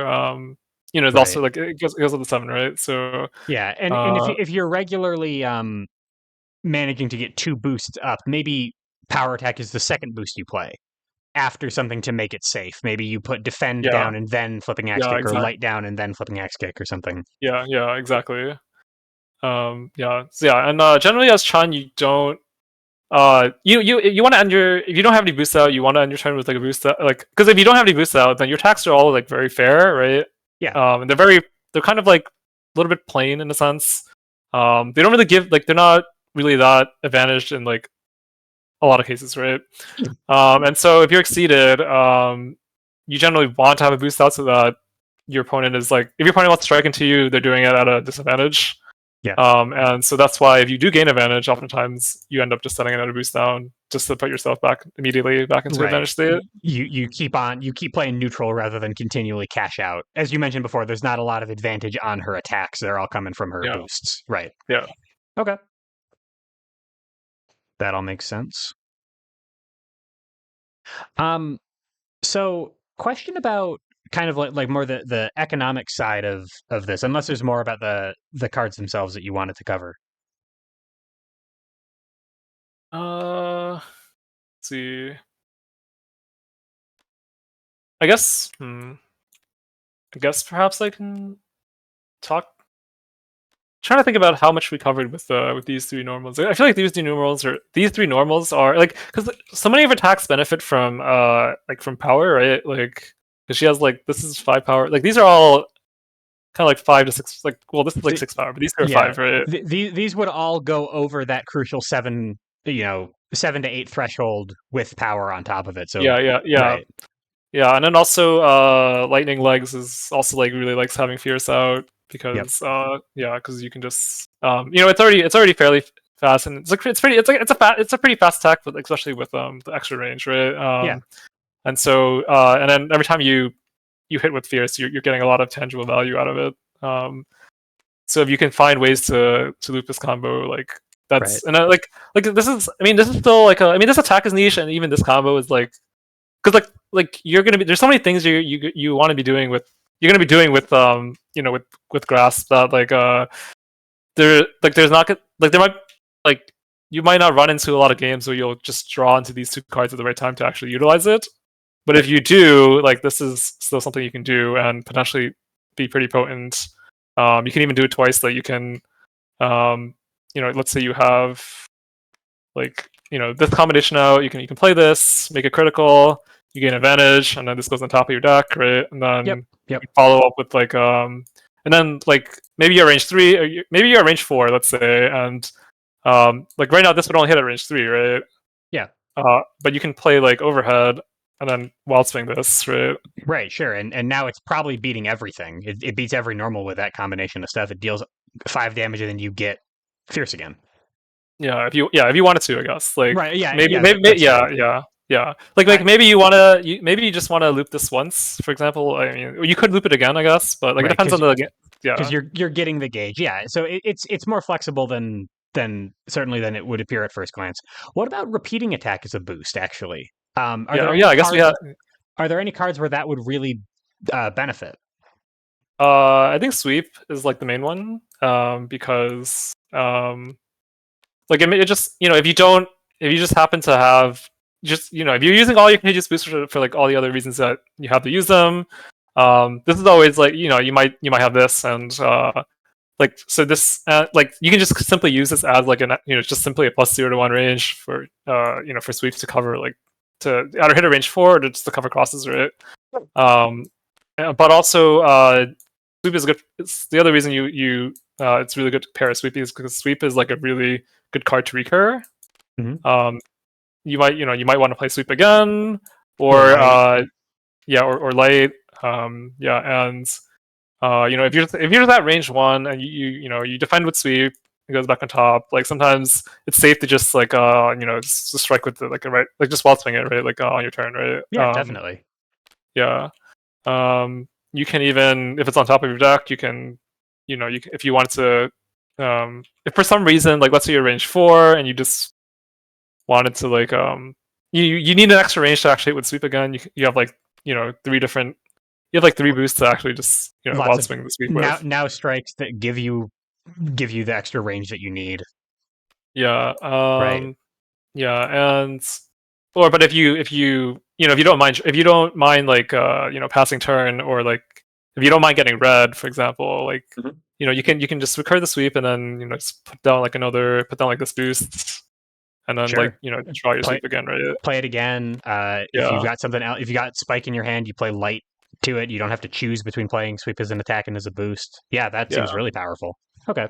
And anything yeah, else that works similarly to that, but sweep is the big one to target yeah, with lightning yeah, legs. yeah. I guess focus for like similar reasons. Right. Lets you double dip on these 2 normals, right, that Yeah. are generally safe. Right. Oh, and Like at and the range of 1. course, this is an after. So if they dive over it, right? Well, I have it again. So I hope you have another copy of dive to dive over it a second Uh, time. this one in particular does require you to hit if you Oh, you're right. It's like it has Hadouken. that. That's right. Of course. Of Yeah, course. yeah, Yeah. yeah. Okay. Damn. I thought I was really clever for a second there.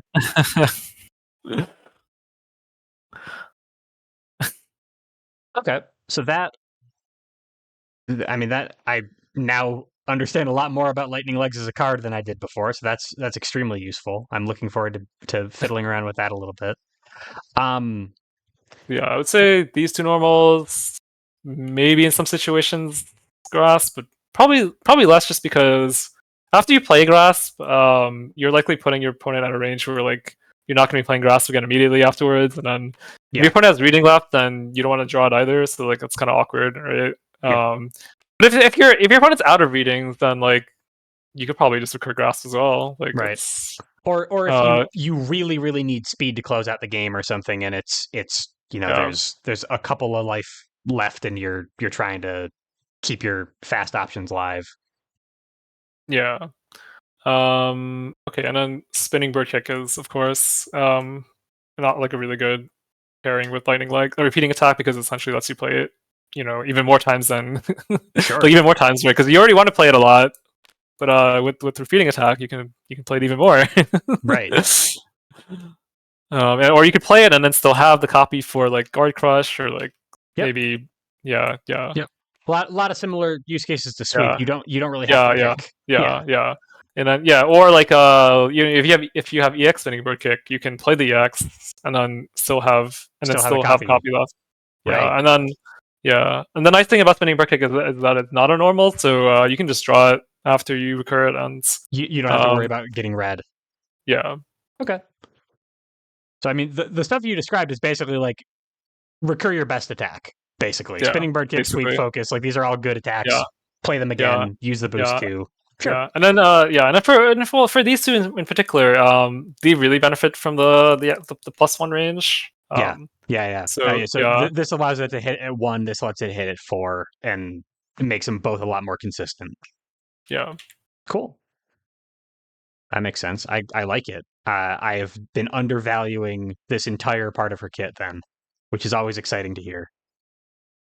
nice. Yeah, I would say. I mean, I think it's like it is a pretty, if you just look at it, it's a pretty hard. I mean, it actually is just it is. I mean, at least the attack is actually pretty hard to like make like good use of. I think. Yeah.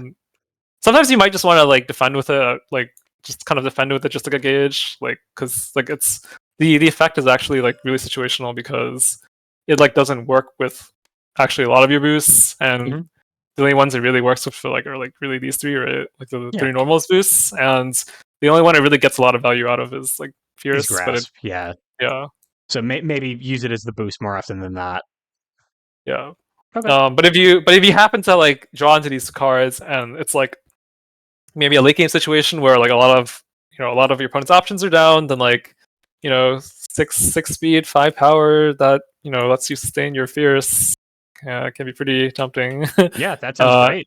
and if your opponent only has like 11 life, then maybe you can easily just, or like not that much life, right? Like you can easily just like hit them, like like, if you hit them once with this, it's like they lose like a third of their remaining life, and then you still have a +2 power left, so that like it basically kills. And like a lot of your attacks just like can just win the game off the next strike, right? Definitely. Yeah. So it's another kind of like side way into your win condition. Like Yeah, the it's a same way that. supplement. It's a nice like supplement, I think, Yeah. in I the right think situations. that makes total sense. Okay. Awesome. Cool. Yeah, and if you're like approaching the character from in a like from an angle where you're trying to like maximize like the use of like every single card, then like Mhm. that's how you can turn like this card from being a dead card into a useful card. Yeah. Awesome. Yeah. No. Looking forward to try that out. Anything else about the combos or anything? Let's see. Okay, so Fierce we talked about. I think Defend like works with Osenka, it works with Head Stomp, it works with, I mean, even flipping Axe Kick in a bunch of situations. But It works with Kokosho. Um, right, so any like pretty much anything that needs a little bit more consistency that isn't going to be way above curve, or yeah, something that is yeah, above curve but not in the position that you're using it in.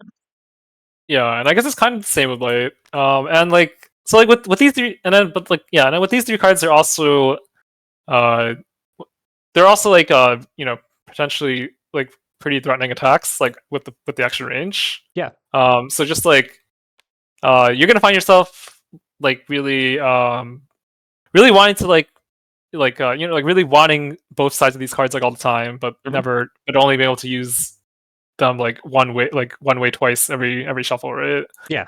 Um, yeah, so you want to like think about like what threats you want to answer, what threats you want to set up in the game, and uh yeah, and then yeah, and then yeah, like and that will like, I guess the term that will like kind of help guide how you want to play these cards. Makes sense.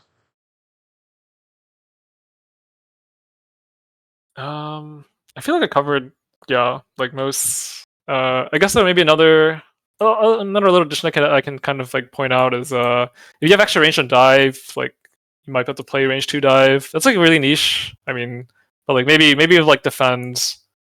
Yeah. Let's say you have like defend and like another boost out. Now all of a sudden your dive just like hits full board.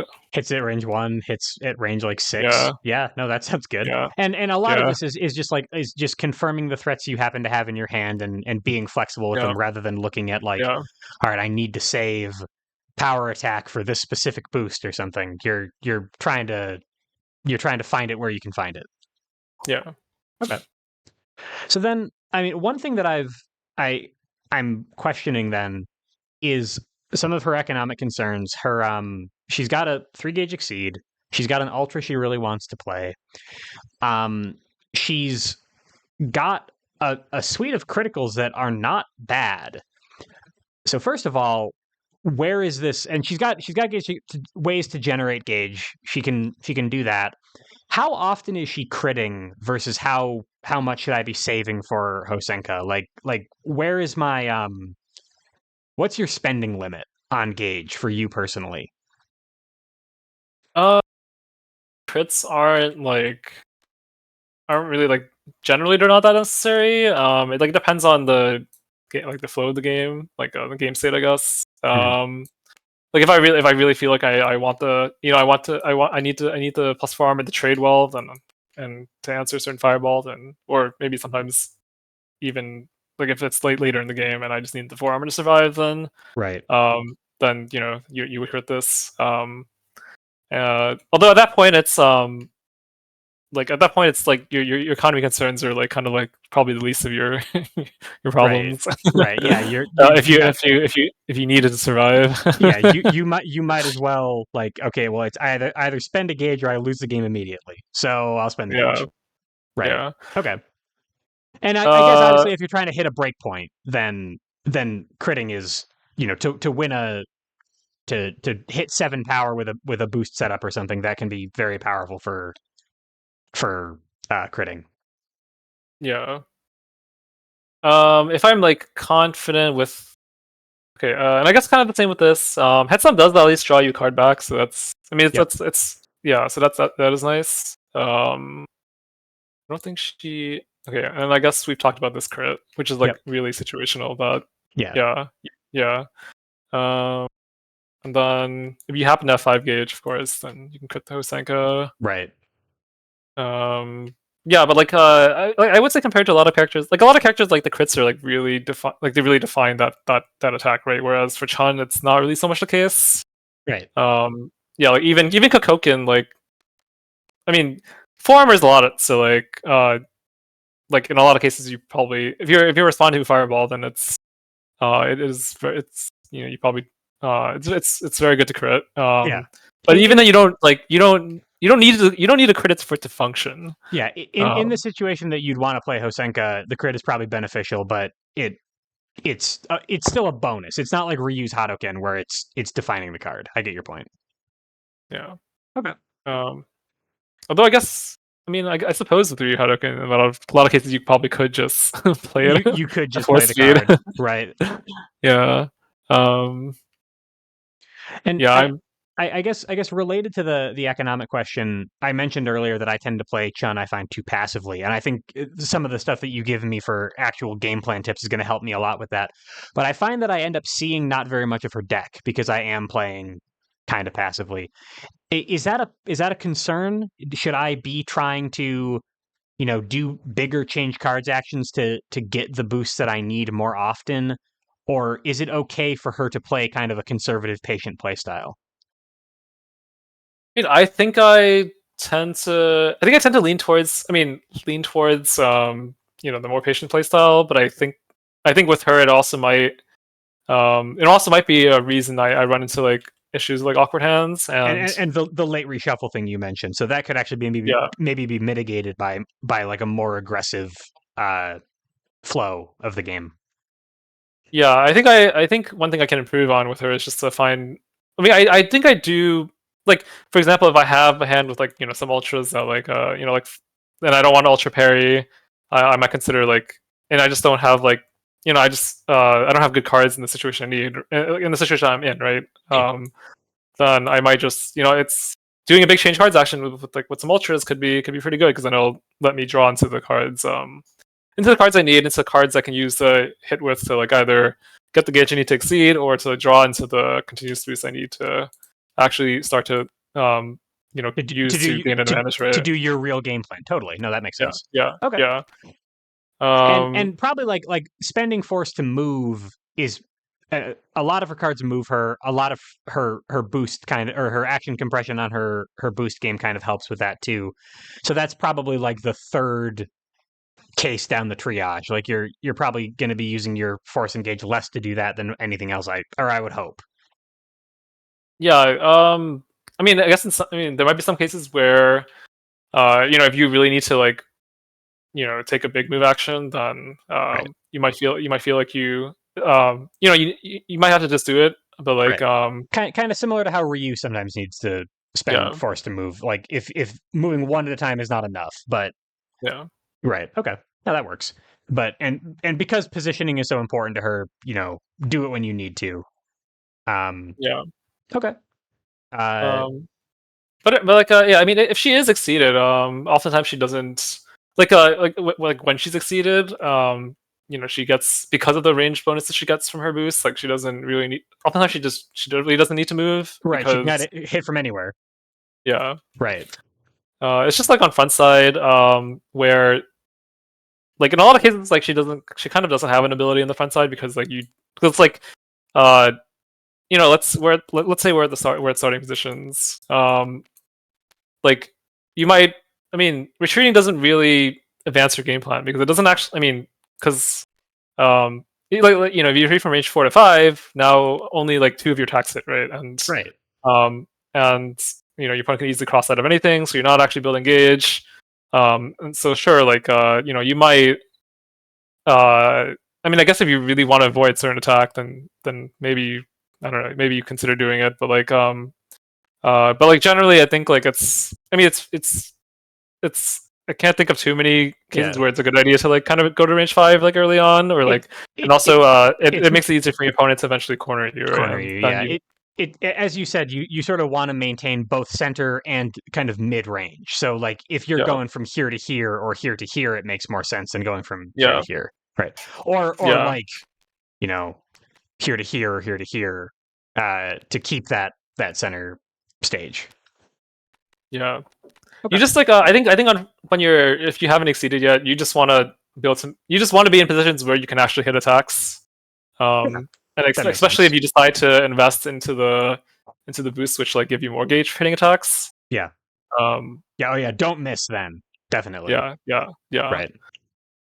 Yeah, because like if you miss, not only do you not only do you it does it take does do you need to put in more effort to actually get the gauge to exceed, but you have to go through more of your deck. You have to spend those resources to actually get that gauge, and then once you've exceeded, you're already out of a lot of options, and you're probably gonna have to like reshuffle. You're probably gonna have to reshuffle like at that point, or I don't know, like it's uh and like since a lot of her attacks are just like kind of mostly just fair, or like, or and her abilities by itself is not, in a lot of cases, doesn't really provide that much like on front side. Right.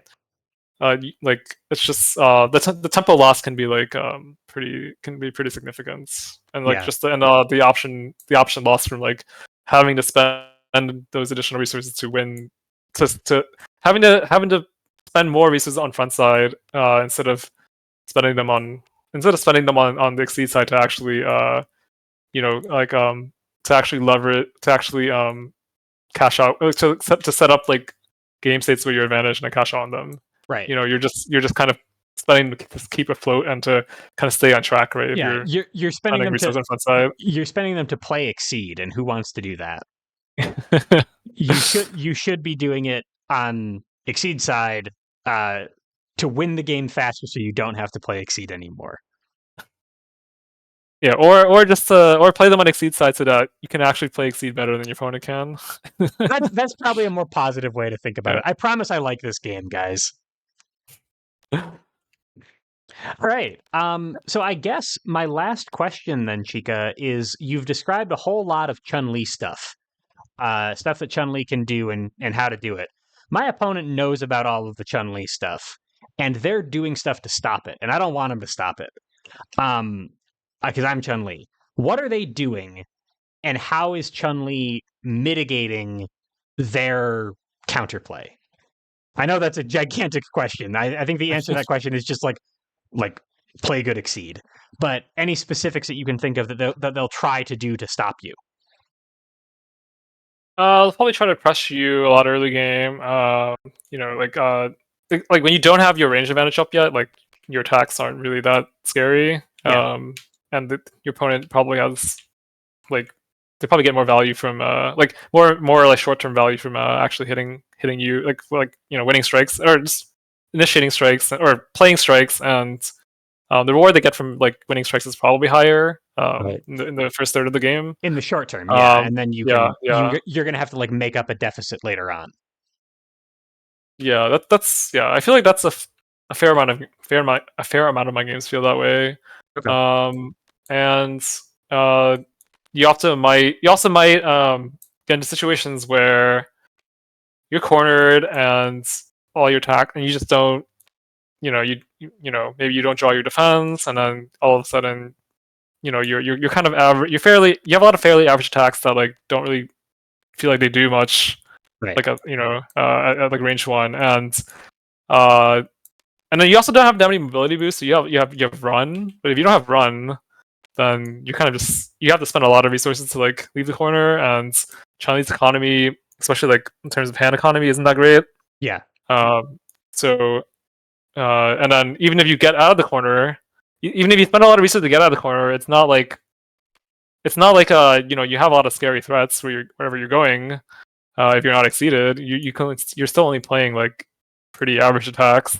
Right. And so yeah, and then that probably all of that probably like just slows your momentum down in terms of like actually letting you play like attacks you want to play that will help you generate gauge and exceed. Right. And then also stuff that you are throwing and that you're playing that you're not playing when you're exceeded to take advantage of both the both the stats that's on the boost as well as the range bonus. Right.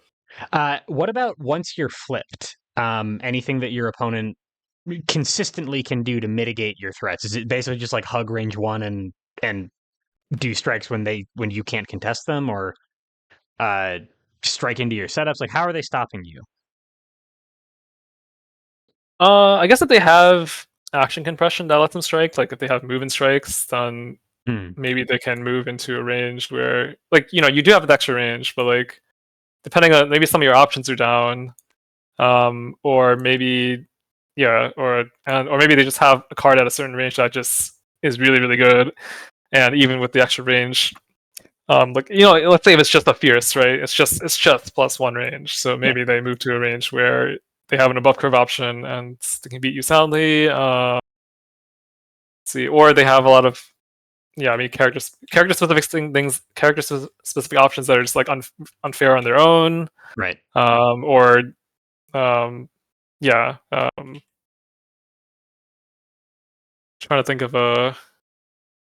I guess if you can out trade Chun-Li, that's also a way to, like, even if she is exceeded, if you have a lot of attacks with good hit confirm yourself, and you are able to, because like without power boosts, I mean she does like okay damage, but it's not like It's not 7 and 8 all the time. yeah. And so if you can hit her back and your character is like a heavyweight, Yeah, like sure. you're playing, yeah, then that's like a maybe you just have the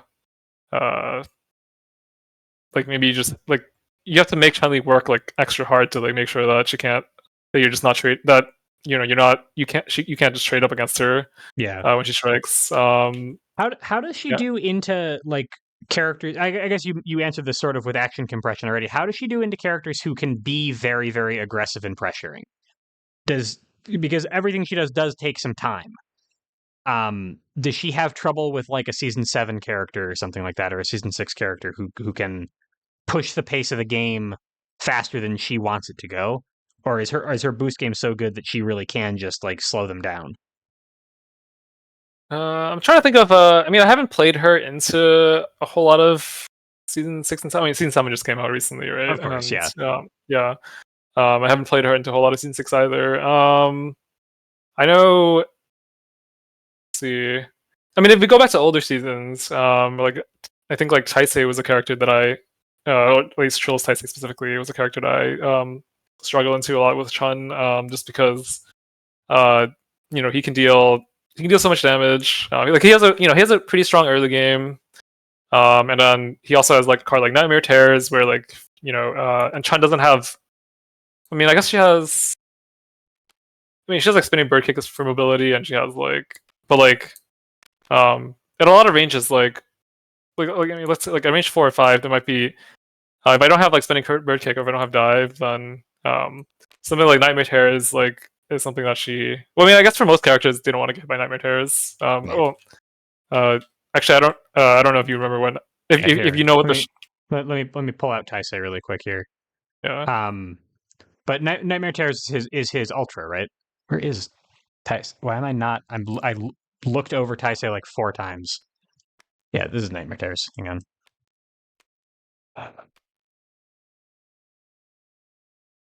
Yeah, so 2 to 5, 5-1-2 stun immune, life gain for Taisei is Yeah, the so card if that Chika's talking about. if you get hit by nightmare terrors, you're like basically getting out traded, and Right. yeah, so you really don't. And then if you're yeah, and so you like someone like Chun-Li really doesn't want to get hit by nightmare terrors. Okay. So For so example, so really characters who can do a lot of damage really fast and really consistently um give her trouble because of is it because of the time she's taken to set up? um, that maybe I haven't really like thought too deeply into um into like why specific characters can do well into her. Um, but yeah. I mean, I can see that being a reason. Yeah, that makes sense. Yeah, I know in some games against season 5, I just like couldn't get my momentum going for one reason or another, like against Ragna or against Hazama, where I'm trying to like I'm yeah, where like they have a lot of scary options just like kind of out of the gate, and they just have like good card quality, and they have better like Ragna can have like really good economy with to spend life to draw boosts, Yeah. and he has like a buff curve. He has like Inferno Divider, and like um yeah, so he can like I guess against Ragna, for example, he can just get off to like a really huge life lead, and like by the time you exceed, maybe you have like Right.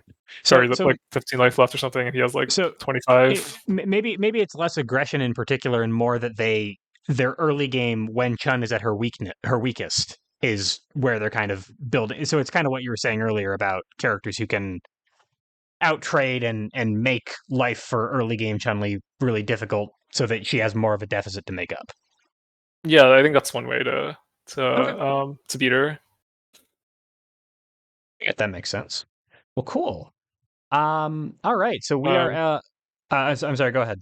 oh yeah, yeah, I guess yeah. There are some games where there was like one game I played where that kind of did happen to me. Like I was at a huge life deficit, like by the time I exceeded, and then I had to like basically claw my way back into winning the game by like winning every single strike after that with the advantages that the extra range gave me, and how it lets me essentially avoid getting counter hitted back, like like Right. playing grasp, or or playing attacks that like ranges like 4 or 5 where I can't be hit back basically. Right. Okay. Sorry. Yeah. So yeah, no. I mean, but that completely tracks with what you're saying, though. That the answer to a lot of this stuff is to play your late game. Once you get there, play your late game really, really well, better than they can, because you are a character who kind of explodes in power in the mid and late game when you exceed, and you can leverage that. Yeah, No, so yeah. that makes perfect sense to me. Yeah, and Hosenka, and just like her two ultras, since they do so much damage, if you can play them safely, then you could still be down in, or yeah, you can be even or down in life, but if you can just you can just hit your opponent with like Yeah, 7 or 9 power, it doesn't yeah. matter that you're down in That's life, as long as you're still alive and you kill them that's with a it. that's a big equalizer. Yeah. Yeah. Okay. That makes sense. Right. So I'm looking at the time here. We're a little over 2 hours in. Oh wow. And yeah, see, I told you. Peek behind the curtain. I was telling Chika prior to this that every guest I have is surprised at how Exceed's fun to talk about, man. We get lost in it. Um, but yeah, anything else that you want to mention about Chun before we wrap it up and I let our diligent viewers off the hook for this one. Hmm. I don't think I have anything more specific to add. Yeah, awesome. I mean that is plenty. Hugely like very very dense information in this episode. Really really excited to try some of this stuff out with Chun-Li. Chykka, thank you so much. I really appreciate you giving me your time here and your expertise. It was a lot of fun talking to you, and I'm really looking forward to talking to you again. Yeah, you're welcome. Yeah, it was really fun to talk to you and make this guide with you. Thanks for having me on. Yeah, of course. Yeah, you're the one doing me the favor. And to everyone watching, thank you so much for giving me your time as well. I hope you enjoyed. I hope you play some good Chun-Li. And I will see you all later too. Goodbye, everybody.